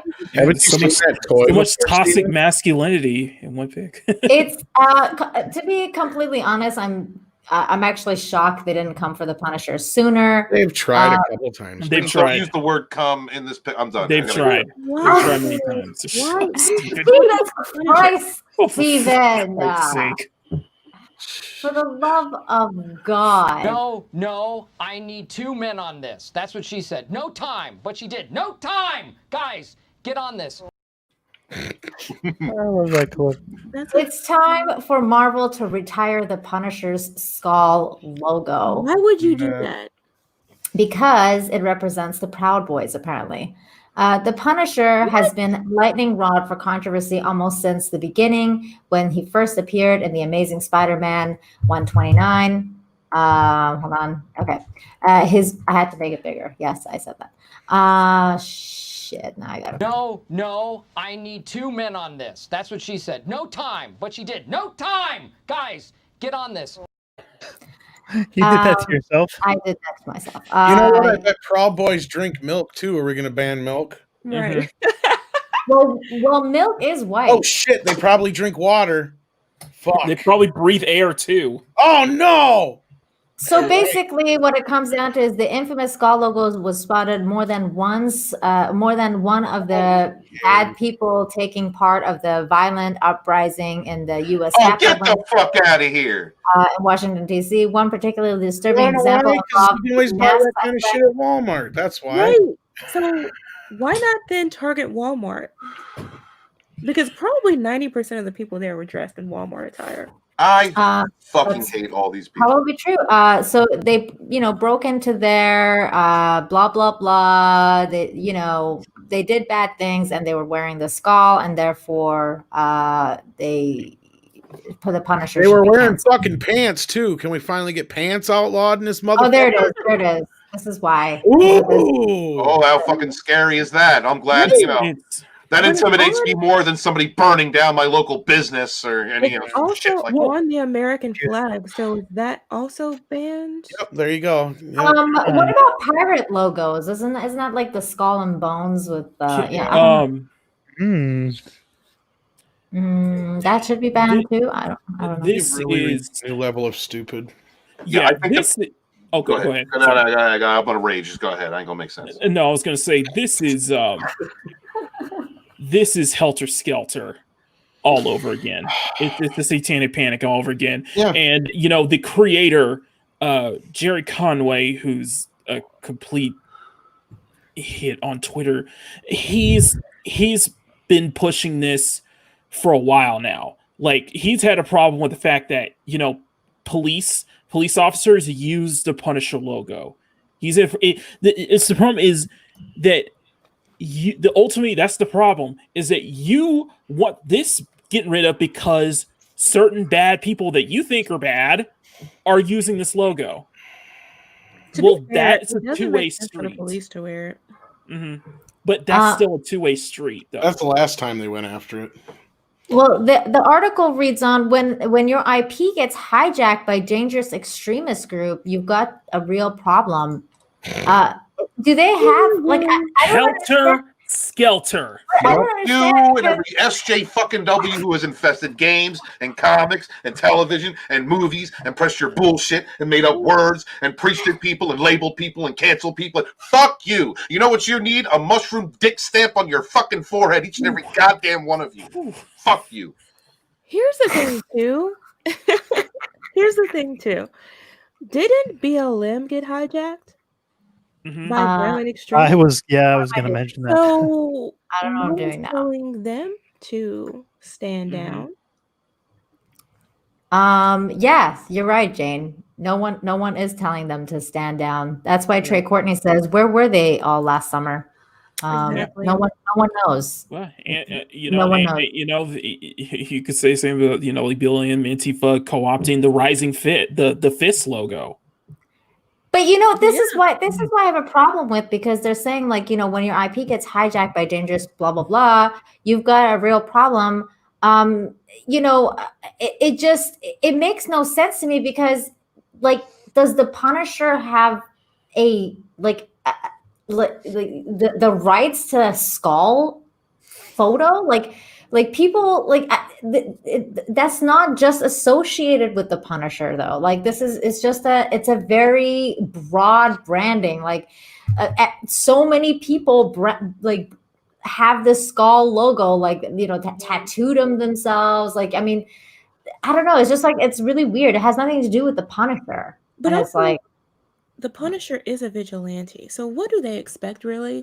I mean, it's not like they hijacked hearts or something. It's the character kills people. So, okay. I also wonder if the Punisher was not white. I wonder if it would be an issue or not. Or if black people were wearing it, which I think. Or that, right? Oh, then it'd be celebrated. Then they'd be selling it. They're like, you need to buy this. Mm-hmm. It's been a double standard for the last year, for the last several years, but it's just the hypocrisy of for having politicians go out there and advocate for you to harass people in local businesses, in public, and all that, and only a handful of people or independent journalists or one maybe news channel called that out. The rest of them were like, yeah, we totally get that.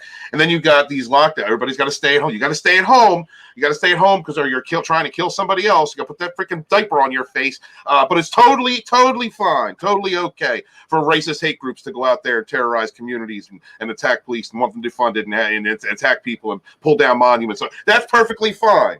Perfectly fine. You get a group of people who are coming together who do not even a tenth, not even 1% of the damage that's been done by domestic terrorist groups and racist hate groups in this country over the last 5 months. They're spreading the coof. They're terrorists. We need to charge them. It's the hypocrisy of it is what makes me crazy. Right? It's got to be uniform. It has to be uniform. If these people are acting wild and you're going to call it out for what it is, same thing for every group. Same thing for every movement. If somebody's acting wild, you call it out. No, that's not good behavior, but that's not how they're treating it. And it leads to this bullshit. And this has been going on in our entertainments, which is why I've gotten involved in covering entertainments, because I saw this shit happening. And then it pulled me into politics. And now I got to give a shit about that again. And I don't give a shit about politics. Fuck these. They're all criminals. I don't care. Sorry, I'm right. I just no.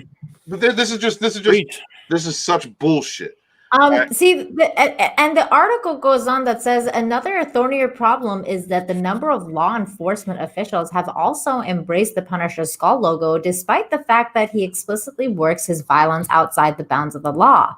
The Punisher character has always occupied an uncomfortable place in comic culture. He's a killer, and no matter how absurd his tales have been over the years, his homicidal tendencies and gunplay have been celebrated by those people who subscribe to a more toxic definition of vigilante justice. The people who make the decisions at Marvel need to have a conversation about what to do about the Punisher, and it really shouldn't wait. I hope someone Full of throws the crap. stolen dick at this author. That's so full of crap. It's so I agree full of that crap. there Sorry. have a lot of hypocrisy happening, but it's happening on both sides because you have people celebrating violence when it's convenient for them, Yes, Mhm. exactly, no Jay. matter which side they're on. But as far as the Punisher is concerned, this is the thing with the SJWs I don't understand. It's like they have one perspective, and that's all they think anyone else should enjoy. Mhm. I like the vigilante characters and the vigilante movies and all that stuff. It's not real. Like people can tell the It's not difference. you can It's it fantasy, and you're living out. Frankly, you're living out through these characters something that as a civilized person you can't do. And um wouldn't Yeah, do. totally, Jane. Nina, I mean, Hard to observe. okay. Oh, sorry. Yeah, Jane, this goes into the whole people believing that fiction is reality when it's not. We can disseminate fiction from reality. Did you just assume my gender, McEnany? Shut up, Steven. We can disseminate fiction from reality here. Okay? Just because you light into this kind of stuff doesn't mean you're going to be doing the exact same thing they're doing. We're raised better than that. That's what they don't understand. It's like, we're raised better than that. We're civilized. You can like something like Mortal Kombat where it's just nothing but blood and gore, but it doesn't make you want to go out and kill somebody. No, you can still act like a decent human being. Go out and actually challenge someone to Mortal Kombat.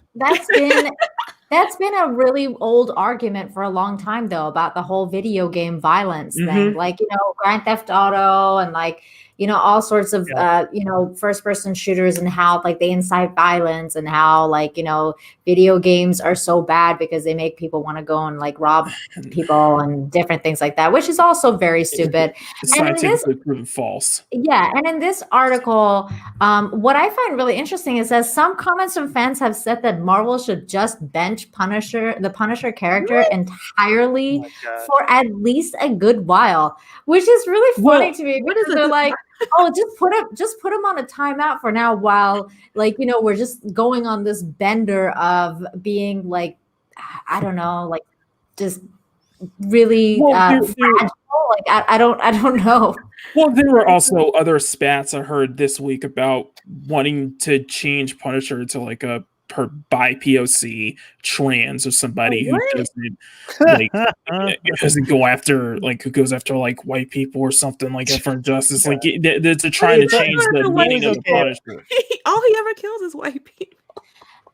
So it said this is the same that used to happen years ago in comics when editorial teams ran out of ideas for a hero. Luke Cage, for instance, was shelved for a time in the 80s after Power Man and Iron Fist was canceled. Original X-Men members Iceman was also mostly vanished for a time in the 1970s, off to study accounting after Championships was canceled. A character would be out of the picture until a different creative team offered up a fresh take and said the character would make a splashy return. There are certainly valid arguments to be had over the value of a character like Frank Castle in this day and age when gun violence is obviously such a huge problem. In Chicago. You notice? I want to. In Chicago. Yeah. I wanted to bring it because I remember. Hold on. Okay, let me just say this: the fresh new take they're looking for, guys, is that he has to either be gay, trans, or some sort of. The Punisher cannot cut off the D. No. No.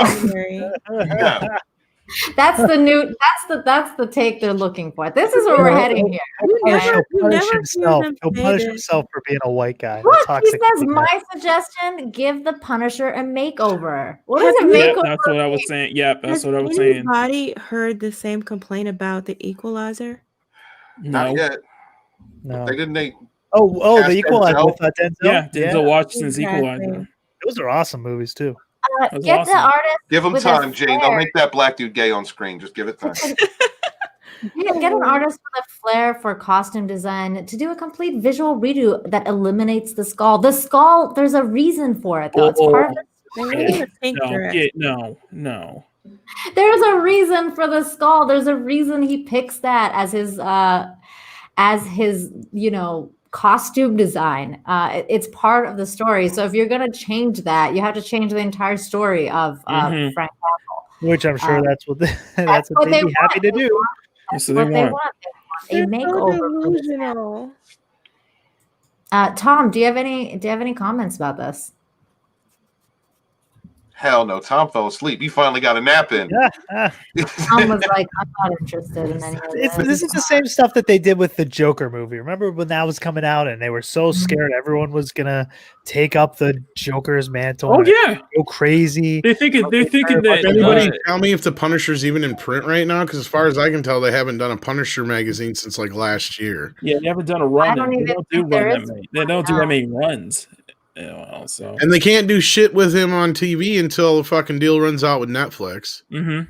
So what are these people fucking talking about? They're They fucking want- morons. They're saying if you are to make a new Punisher, Yeah, they he want to needs change shit. He needs a redo. Like he needs a makeover. And You know what? Whatever They else. can shove it up their fucking They ass. want to turn him into a metrosexual or some wanna crazy shit. feminize. Hell, Tom. Mm-mm-mm. Jesse says, give Punisher a makeover. What the fuck did I just hear? Yeah. They want him to be a woman now. Welcome to Gay Guy for the Straight Guy.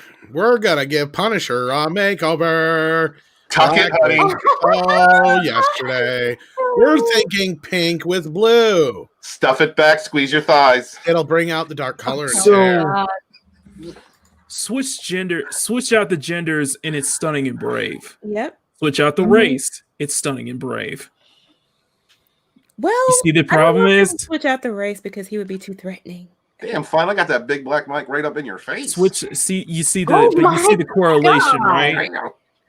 But you see the correlation, right? Yes, I do, Makani. No, they It's would The switch. skin looked red and swollen. That's what she said. That's my joke. Damn it, Dwight. They would make him a bisexual black woman. Mm-hmm. With the side of their head shaven. Yeah, Yeah, I'm down with that. I'll watch that porn. you would be. Of course you would, Of course Steven. you would, Steven. That's what you're all about. Tell y'all, we're gonna get canceled. We got to move the show to Pornhub. This is Speaking of what else you're about, The porn to minutes. oh, that's nice. That's a nice transition there. we transitioning again. Yeah. Oh, well, Oh, there you go. there's my girl. Oh Daisy. Lord, I'll make babies. Excuse me. She's scared, you guys. She's scared by fans turning up at her home. What? I mean, I'll show up if she invites me. Apparently, weirdos do that. So Yeah, Daisy Ridley has been left scared by Star Wars fans turning up at her house.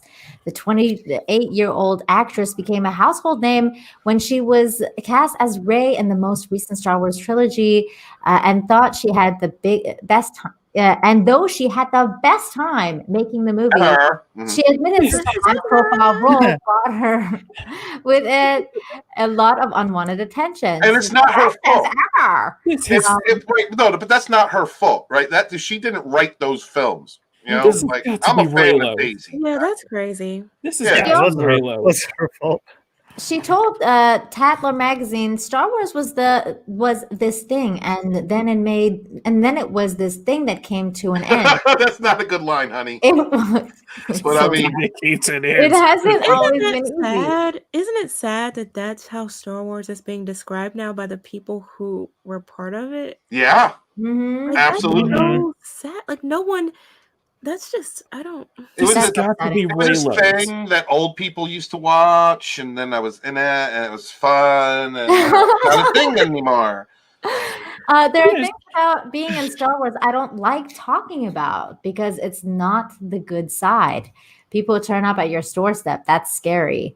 and I've been followed. That's a bit whoa. But in terms of the actual experience, I had the bestest time ever. It has to be Raylos. Oh my God. And now I'm out of it. I feel like I want to work really hard and honor the decision of the people who cast me. And the star admitted that she will always be baffled as to why she was chosen for the role. She says, I just think that there will always be a question, why was it me? That will always be there. Why me? Because you're hot. But Ridley has reached a point where she needs to stop questioning her success and just accept her luck. Her luck was in. She added, I know there was. It almost sounds like she's saying, why me? It doesn't sound like she's saying, like, out of excitement, why her? No. Daisy, OnlyFans, just do it, sweetheart. Just do it for us, please. She added, I know there were thousands of other actresses who could have done it. I guess ultimately it came to a point where I decided I have to be okay with this. I got this magical piece of luck. The stars aligned. I have to be okay with the amazing chance. That's it. Damn, that's like they pieced together different things for this. Yeah, can you just leave it? Can you just leave it on her for a minute? Thank you. That's a weird interview. Look, you know what? McEnany said they're probably talking about Raylos. I wouldn't doubt it. Mac, I just put together a whole chapter about Raylos for my book, and so I had to sift through all of the different tweets and the messages and the stalkish stuff and them wanting Adam Driver's baby to die, and like they were stalking his house. And, there was talks about that. I remember people saying, like, let they the historian educate you for a minute. Hold on, Mac. This is my wheelhouse. Okay. I got. All right, so all the screenshots and the storylines about these Raylos, hoping that they were watching Adam Driver's house, taking pictures of his wife, taking pictures of his wife with the baby, and there was a caption underneath that said, "I hope they just leave that window open so the baby falls out." And what they wanted to happen was for the child to die, and that to become emotional stress between those two, so that they would leave each other, and then they could live out their fantasy with Daisy and Driver, like that. My God, I'm with Tina, man. Raylos are weird. They took pictures of like the cars and like tried to get the VIN numbers from like they did Driver.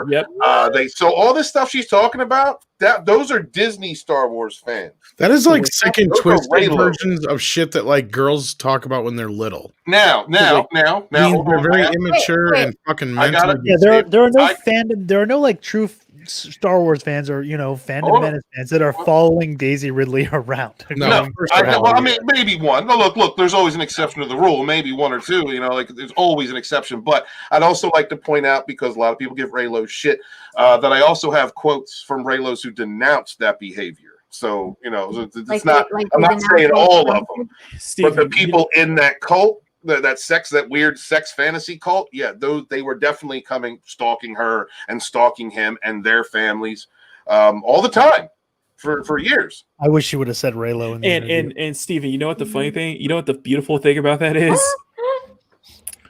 We're the ones to blame for Kelly Marie Tran getting off of Instagram. Yeah. Isn't that great? Yeah.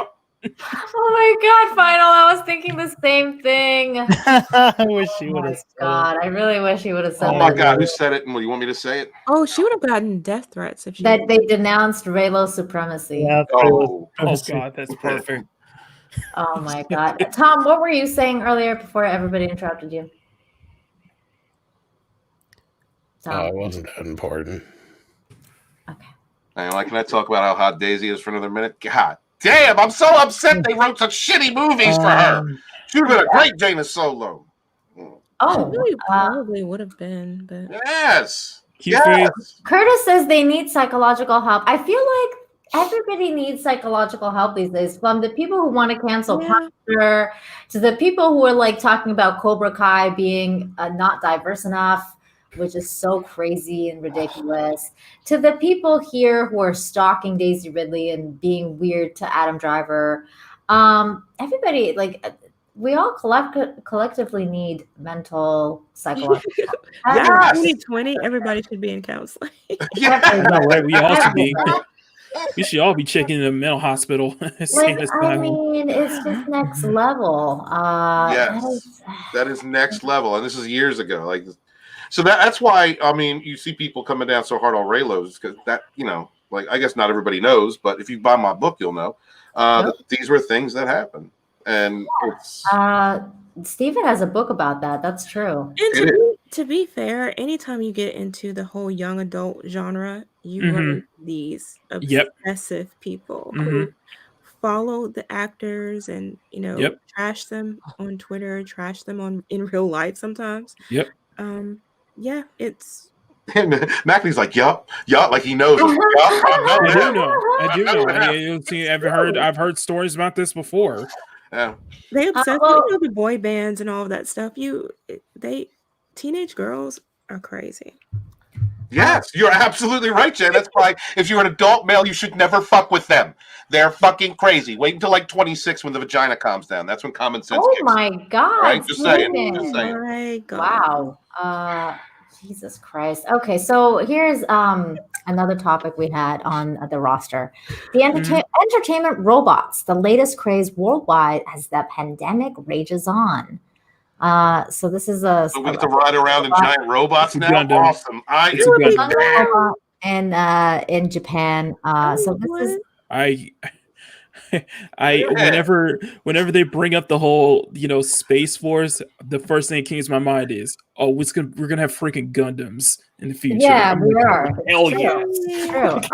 Because when Boston Dynamics posted its latest video of its robot performing gravity-defying aerobatics, did you guys see that video? By the way, no, I didn't. Okay, let me show you the video. Fun video, Anita Infinity. Well, I'm not going to play the song or anything, but it's just like this is the robot that they're talking about because this is important. This is the next kind of like the entertainment industry. The Cylons are coming. Awesome. Yeah, the Cylons. Boy. What people don't realize is that they're pretending. They're lulling us into believing they're innocent and they're fun. Right. And they're exactly, Jane. And then the next thing you know, they put a vagina on one and are making you sandwiches, and then that's it. No relationship. I was going to say no more. Oh, you're not going down that road droid from the prequels. I trust droids more than I do people anymore. I wasn't going down that road. No, my bad. Droid. My inner Lando was coming out. I was like, yeah. Oh my God. The waifus are coming. So this goes on to say that after Boston Dynamic posted that video of its robot performing gravity-defying aerobatics, this time dancing on the contours of "Do You Love Me," the internet was agong. A YouTube clip of Atlas Spot robots moving with a gong, like a gong. Did you say gong? Agog. Agog. It's agog. It was agog. The fuck YouTube, I don't know, like they're really fuck happy. does that mean? I don't know. Excited? In awe of, kind of like. Yeah, they were agog. Did they make that up, or is that like a dictionary? No, it's like excited. It's like it's a word. It's a word. It's more like mouth dropping or something. If I was playing Scrabble and I said agog, it would be good. Is what you're saying? Yeah, I would. Yeah. What a word! Very What a eager or curious to hear something. Very eager or curious to hear something. That's what it means. Yeah. Okay. YouTube, I don't know why they couldn't say excited, but okay. A YouTube clip of Atlas and Spot robots moving with metallic fluidity was racked up over 23 million views since December 30th, and countless warnings that the Terminator series Skynet is upon us. Boston Dynamics, which Hyundai Motor Group is acquiring from SoftBank Group, makes robots that are not only practical, they're fun to watch. Before they kill you. Long used by companies like around Disney. And do somersaults before they annihilate you. Right. Absolutely. They'll entertain you first, and then Somersault, juggle, and chop off your head. Even as the pandemic has seen the rollout of various kinds of robots that can help fight the virus and support society and the economy in myriads of ways. Right? No, let's pause. Thank you. I never heard about robots helping with the pandemic. Well, they can't catch it. Like there've been help, for example, Jane, in Japan, they have these robots at the doors of the store, and they make sure that you have like you're clear of the virus and like like that Get kind the of. fuck out of here. Yeah, they do virus testing. serious? Yeah, it's a thing. And then they have here. Let me see if they have. You know what's going to turn into? They're going to be like our avatars. We're all going to be stuck at home. Right. We're going to have robots assigned to us. They'll go out to the world, and maybe we'll have a screen so we can FaceTime with other We're robots. gonna have we're gonna sit in those chairs from Idiocracy where you can just It's gonna be. sit in it. It's gonna be. We plugged into our robot versions of ourselves. That's what the world's coming to. So this Wasn't there one Bruce Willis here, movie like It's that? gonna be like Fortnite. It's gonna be Detroit Become Human. Either we're getting like robot waifus or genetically engineered cat girls. Either way, so this weaves is are one gonna of take the over. links. This is one of the links and says COVID fighting robot. the Cobot fight. The Koof fighting robot is set to patrol Key West's airports. Get the hell out of here! What? We don't need all this. Why? We don't need all. We don't even need the lockdowns. We don't need 95% of all this shit. And now we definitely don't need droids running around making sure you don't. I mean, are you kidding? What the? It looks like a dick. Why does everything these people do look like a dick? It's very phallus-like. It is. The robot Maggie would uses love to fiddle ultraviolet with that. sea light to kill germs in the air. I'm sorry, and on what was that, surfaces, including Steven? the coronavirus. Excuse me. No, sorry, Nina. I'm sorry, Steven. What was that? I didn't hear that clearly. Could you say it louder? You said you're always fiddling with phallic-like objects earlier. Shut up. Just saying. You see him walk up to that and start rubbing on it. So this was one of the I denounce white things. supremacy. I'm sorry, Nina. I'm trying to run a show here, guys. I know, I'm sorry. Christ. It's just funny that a robot is like monitoring where people can It's go. shooting UV light to kill the germs in the atmosphere.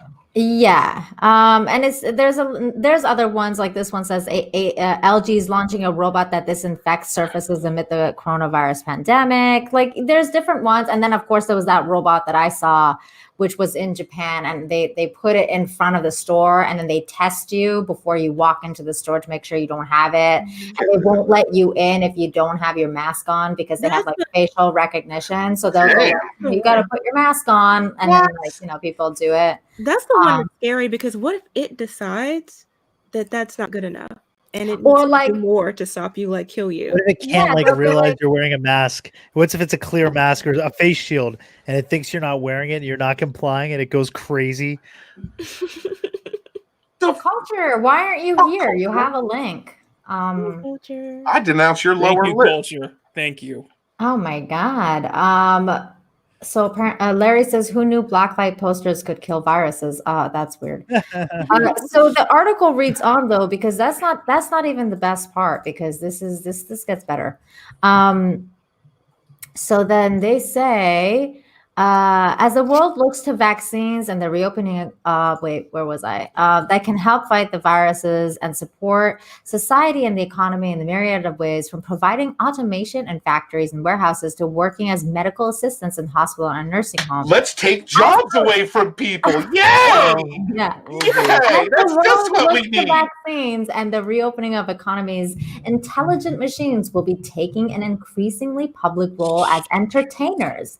Entertainment robots as market could grow 10% annually. We already have Brie Larson. As more public venues embrace machines. She was the first prototype.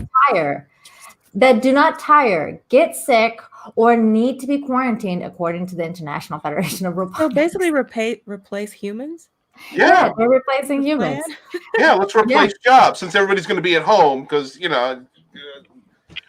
So they talk about here about the statistics of the robots replacing humans, and then they say robots popular in Japan, one country making great strides in this that market is Japan, known for its prowess in robotics. In 2018, Japan was the world's top industrial robot manufacturer and delivered. Anybody's going to make a robot we can have sex with. It's going to be Japan. They already have.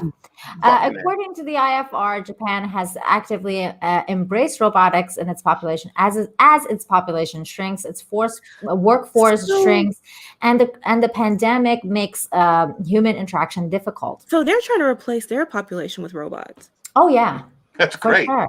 That's great. Look at Companies in Japan and cyborgs. World War IV. Don't forget, that's what Nina, is all about. Major Kusanagi. We're Yeah, getting exactly. right here. Companies in Japan recently unveiled a giant robot that can move its arms and legs, appearing to walk nearly 60 feet tall, about half the height of the copper Statue of Liberty. The machine is inspired by Gundam science fiction series and is drawing fans in Japan and on the internet. The south of Tokyo Gundam Factories, Yokohama, recently opened the culmination of a long-term project to build a life-size mobile version of the titular robot. Titular? It's got boobs? There's that word again. Robot from Mobile Suit Gundam. Yeah, so that's this one right here. Where was it? Where's the picture? There it is. Cool with this. Oh, that's cool. Look at Hey, that. I'm cool with that. Yeah, but I mean, I hope it doesn't want to kill me, in a generation or two. It gets programmed to stop in your house. Yeah, You're not complying with putting on your mask. So yeah, and it goes on to talk about how they're going to be working for us, but I don't know, man. I don't know. I have a very love-hate relationship with robots. I think that they're going to take over at some point. I really do. I don't.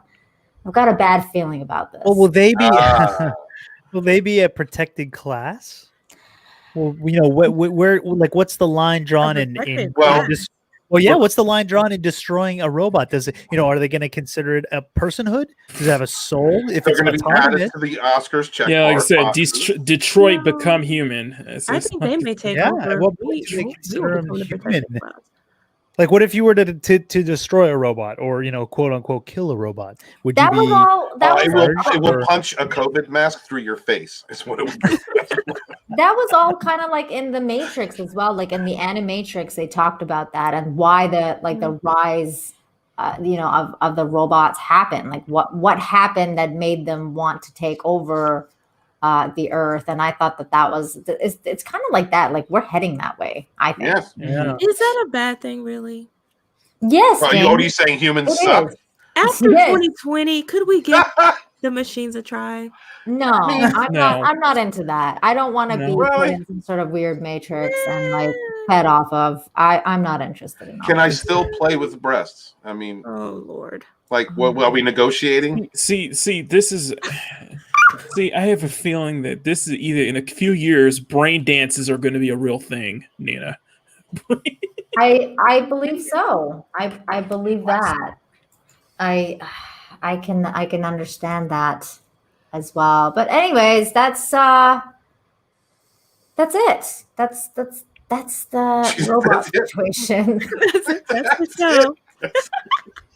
I just think it's creepy as shit. And they're talking about them taking over like entertainment in like all sorts of ways, and especially with like actors and that's all weird. I mean, if we replace them with like, a lot of the SJWs in entertainment, I'm good. Like I'll take a robot over that. It's gonna be like this is all lead to Futurama. I feel like this case scenarios. Well, they should skip entertainment and take over politics. Right. I wouldn't mind like a Futurama situation where they have like the robot devil and stuff like that. Like that's like a real life Bender. Actually, Bender be real life.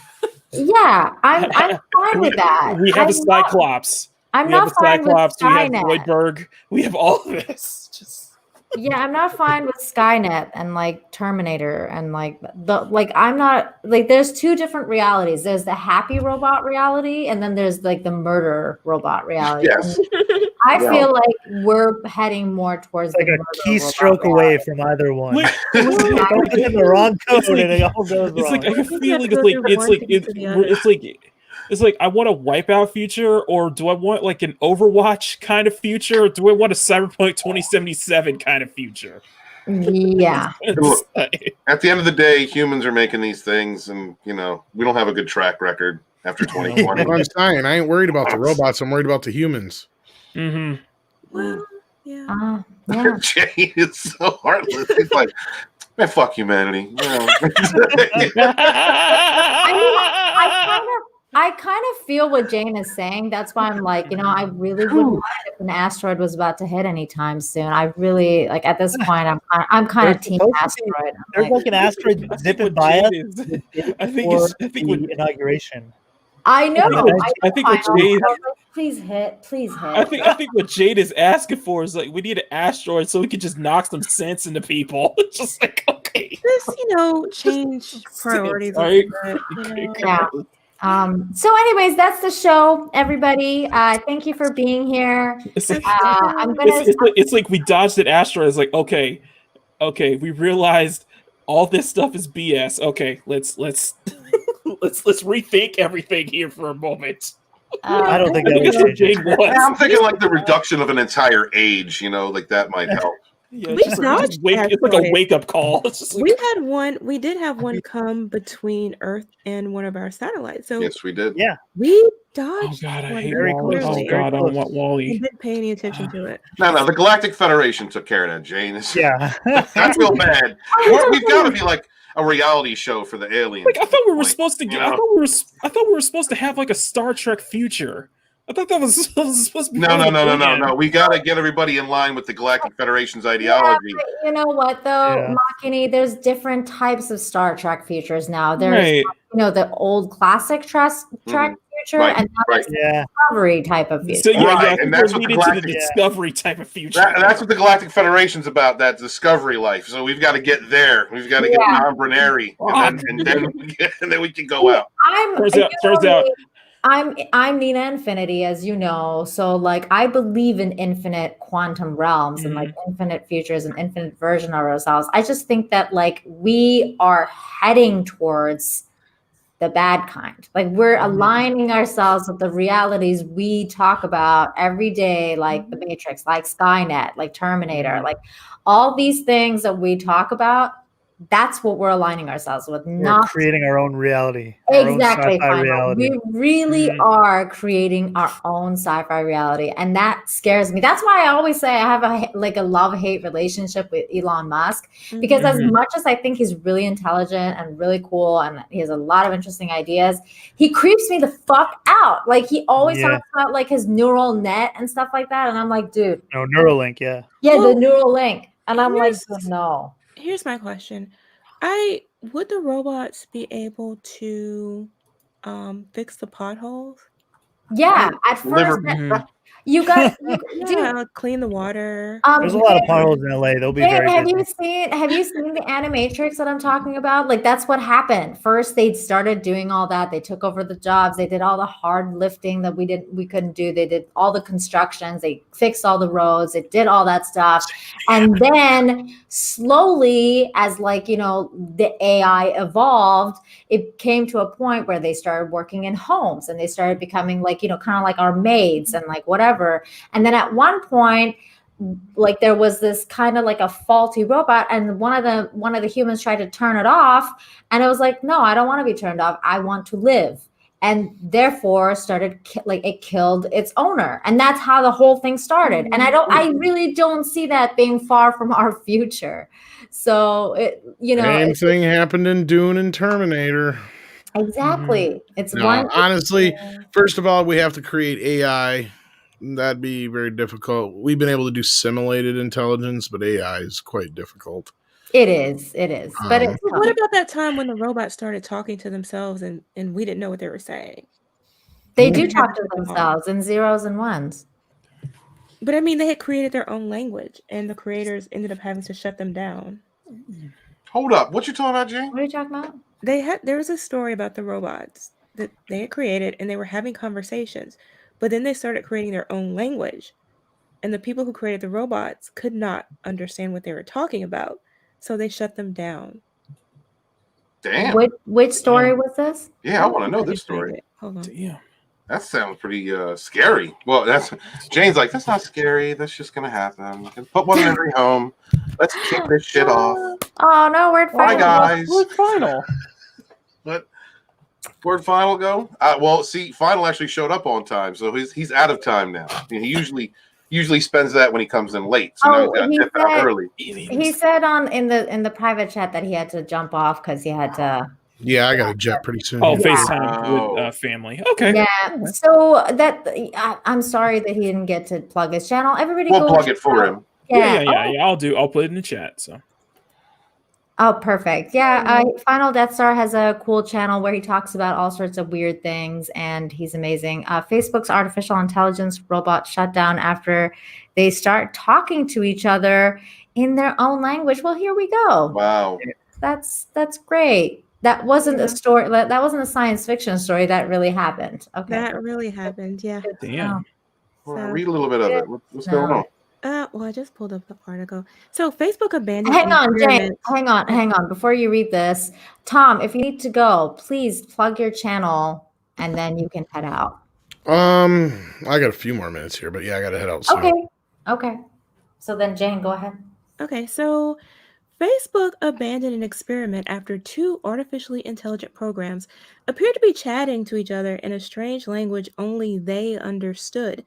The 2 chatbots came to create their own changes to English that made it easier for them to work, but which remained mysterious to the humans that supposedly looked after them. Wow. The bizarre discussion came as Facebook challenged its chatbots to try and negotiate with each other over a trade, attempting to swap hats, balls, and books, each of which were given a certain value, but they quickly broke down as the robots appeared to chant at each other in a language that they each understood, but which appears mostly incomprehensible to humans. Wow. The robots have been instructed to work out how to negotiate between themselves and improve their bartering as they went along, but they were not told to use comprehensible English, allowing them to create their own shorthand, according to researchers. Wow. So yeah, That's incredible. Were they like triggered or something? Was it just like they could the binary coding? They just it was probably to save time, is what it was. They were, if they're negotiating back and forth, they both probably figured out after a while that it was more economical to create some kind of shorthand, so they weren't taking so long to negotiate. Right. Exactly. To think like a robot, actually. I mean, that's really what it boils down to. I doubt they were like planning anything nefarious, but yeah, the idea that this could lead to something like that, you never know. Yeah, until they do, though, until they're like, these humans are telling us to clean their bathrooms, but they are the virus. We need to eliminate them. and then it's over. Put on your mask. Wear that shit. I will stomp your face. They are telling us that they need to eliminate the COVID virus, but they carry it. So let's kill them all.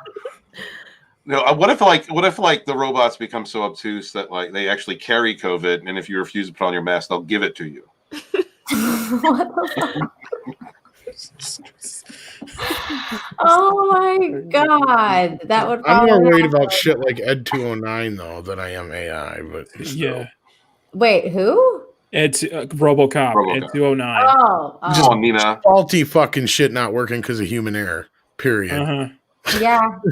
Like 2020. I can see that. I can see that. 2020, yeah. I think so. I think we're all dead. Honestly, I don't think the robots would want to kill us because they need us to make plastic.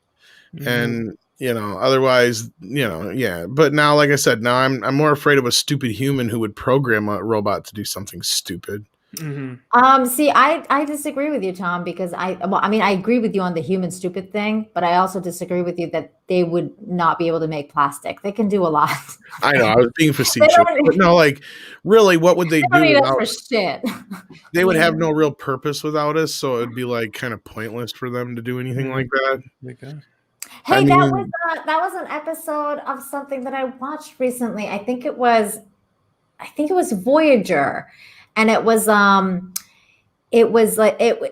a bomb that was made, but it was like it had a hologram. So it was an intelligent bomb, and their species had wiped each other out, but it still was going to where it was programmed to go to because it didn't know that their species had died out already. So it was trying to go there, but that the AI didn't understand that like they killed each other. So like that was it. Like the war was done because everybody was dead. So it was pretty interesting. All right. Well, on that note. Okay. Yeah, on that note, I think I'm going to check out unless you're going to shut the show down anyway. Yeah, we're gonna shut it down here because we've been going for like 2 hours. So Tom, please tell everybody where they can find you. You can find me on Midnight's Edge After Dark. You can find me on Friday Night Tights sometimes, on the High Council, and hanging out with Culture Casino on Tuesdays, Thursday nights on Comics Division. I'm everywhere. Okay. I don't know how I do this. He never sleeps. He never sleeps. You're everywhere we want to be. Sometimes places you don't, but I owe that to Rob. He made that up. So. Jane, where can everybody find you? You can find me Take here care, on Tom. YouTube, where I post movie and television reviews and pop culture commentary. You can also find me on Twitter and Instagram and Parler at Jane Theory. Oh, that's so cute. Parler at Jane Theory. Okay, so here we go. Makini 90. Tell us. Hey guys. Anyway, no. Oh my. Anyway. Thank you all for stopping by. I'm Davis Maki, 90 Artist for Flave and Rogue Entertainment. You can find me on YouTube where I make posts like 4 times a week. Where he draws breasts, guys. I draw stuff really like nice that. Yeah, and he gets banned by YouTube for doing that. Drawing breasts. Yeah. I mean, something beautiful. That's the hill I'm willing to die on. So that's the free expression. Brother, I'm right there with you. Anyway, so tomorrow we may continue the Batwoman Javicia Leslie draw stream, or I might do something different tomorrow. But Monday, I am back with a brand new time-lapse video. Tuesday, I got another time-lapse video. Wednesday, draw stream. Thursday, I got a special morning draw stream that I'm planning. And then, but tonight, unfortunately, there won't be a dump stream on Sporking News Podcast. So I am going to boot up my camera and we're going to do a game stream of Sense, a cyberpunk ghost story. So, cool, nice. That should be great. Yeah, I'm sorry that Scott wasn't able to make it tonight, and he's apparently got some issues, but hopefully he'll be okay. Scott is looking out for a friend. Scott's doing good things. Yeah, absolutely. That's what Scott's doing great. We're thinking of you, brother. Yeah, yeah, exactly. Stephen Walton, please give us that speech. Hi. Please subscribe to Final Death Star, Enter the Unfamiliar. And Nina's got less than 20 subs left before she hits 1,000. So if we could do that the next few hours, please, that'd be great. I want to get her monetized. And once she gets her watch hours up, what are your watch hours at, Nina? Where are you at now? Let me see. I'll tell you in 2 seconds. Anyway, when she gets her watch hours up, then we're going to move over to Enter the Unfamiliar and have Rogue Entertainment on there every week so we can get him monetized. I want to get everybody monetized. So thank you guys very much for following the show. I'm glad to see that we're picking up people that I haven't seen before along the way. All of our different channels are have different. We're all different, thank God. And we appreciate you guys coming and hanging out. Thank you so much. Please remember I'm almost at 2,200, Stephen. And when I said about another month or two. Yeah, absolutely. When I said give us the speech, I meant the speech, Stephen. I want to hear that roar. Go. Born in a chat to the High Council. Oh, That's good right. Lord. Do it. Oh my God, Max. Stop being so aggressive with me. Thank you guys so much for being here. Please get where your favorite 2 or 3 YouTubers are, whoever out there you watch the most, you look forward to seeing every day. Please share out their videos and put comments, likes, and talk about them, because we don't have an industry to support us. We only have you guys. Please check out The Red Gaze. He's got a new book coming out really soon. Check out Kai's book. He's got one out. Please take care of yourselves and each other.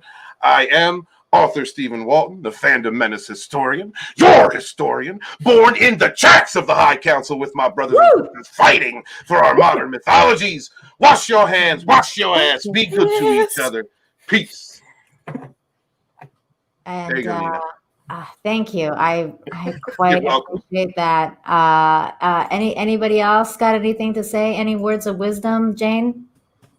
Words of wisdom? Yeah. No. Tell them to wash their hands, Jane. I don't have any words of wisdom. Listen, despite I'll say this: despite all that's going on right now, we got to keep our eyes forward. We got to keep pushing forward.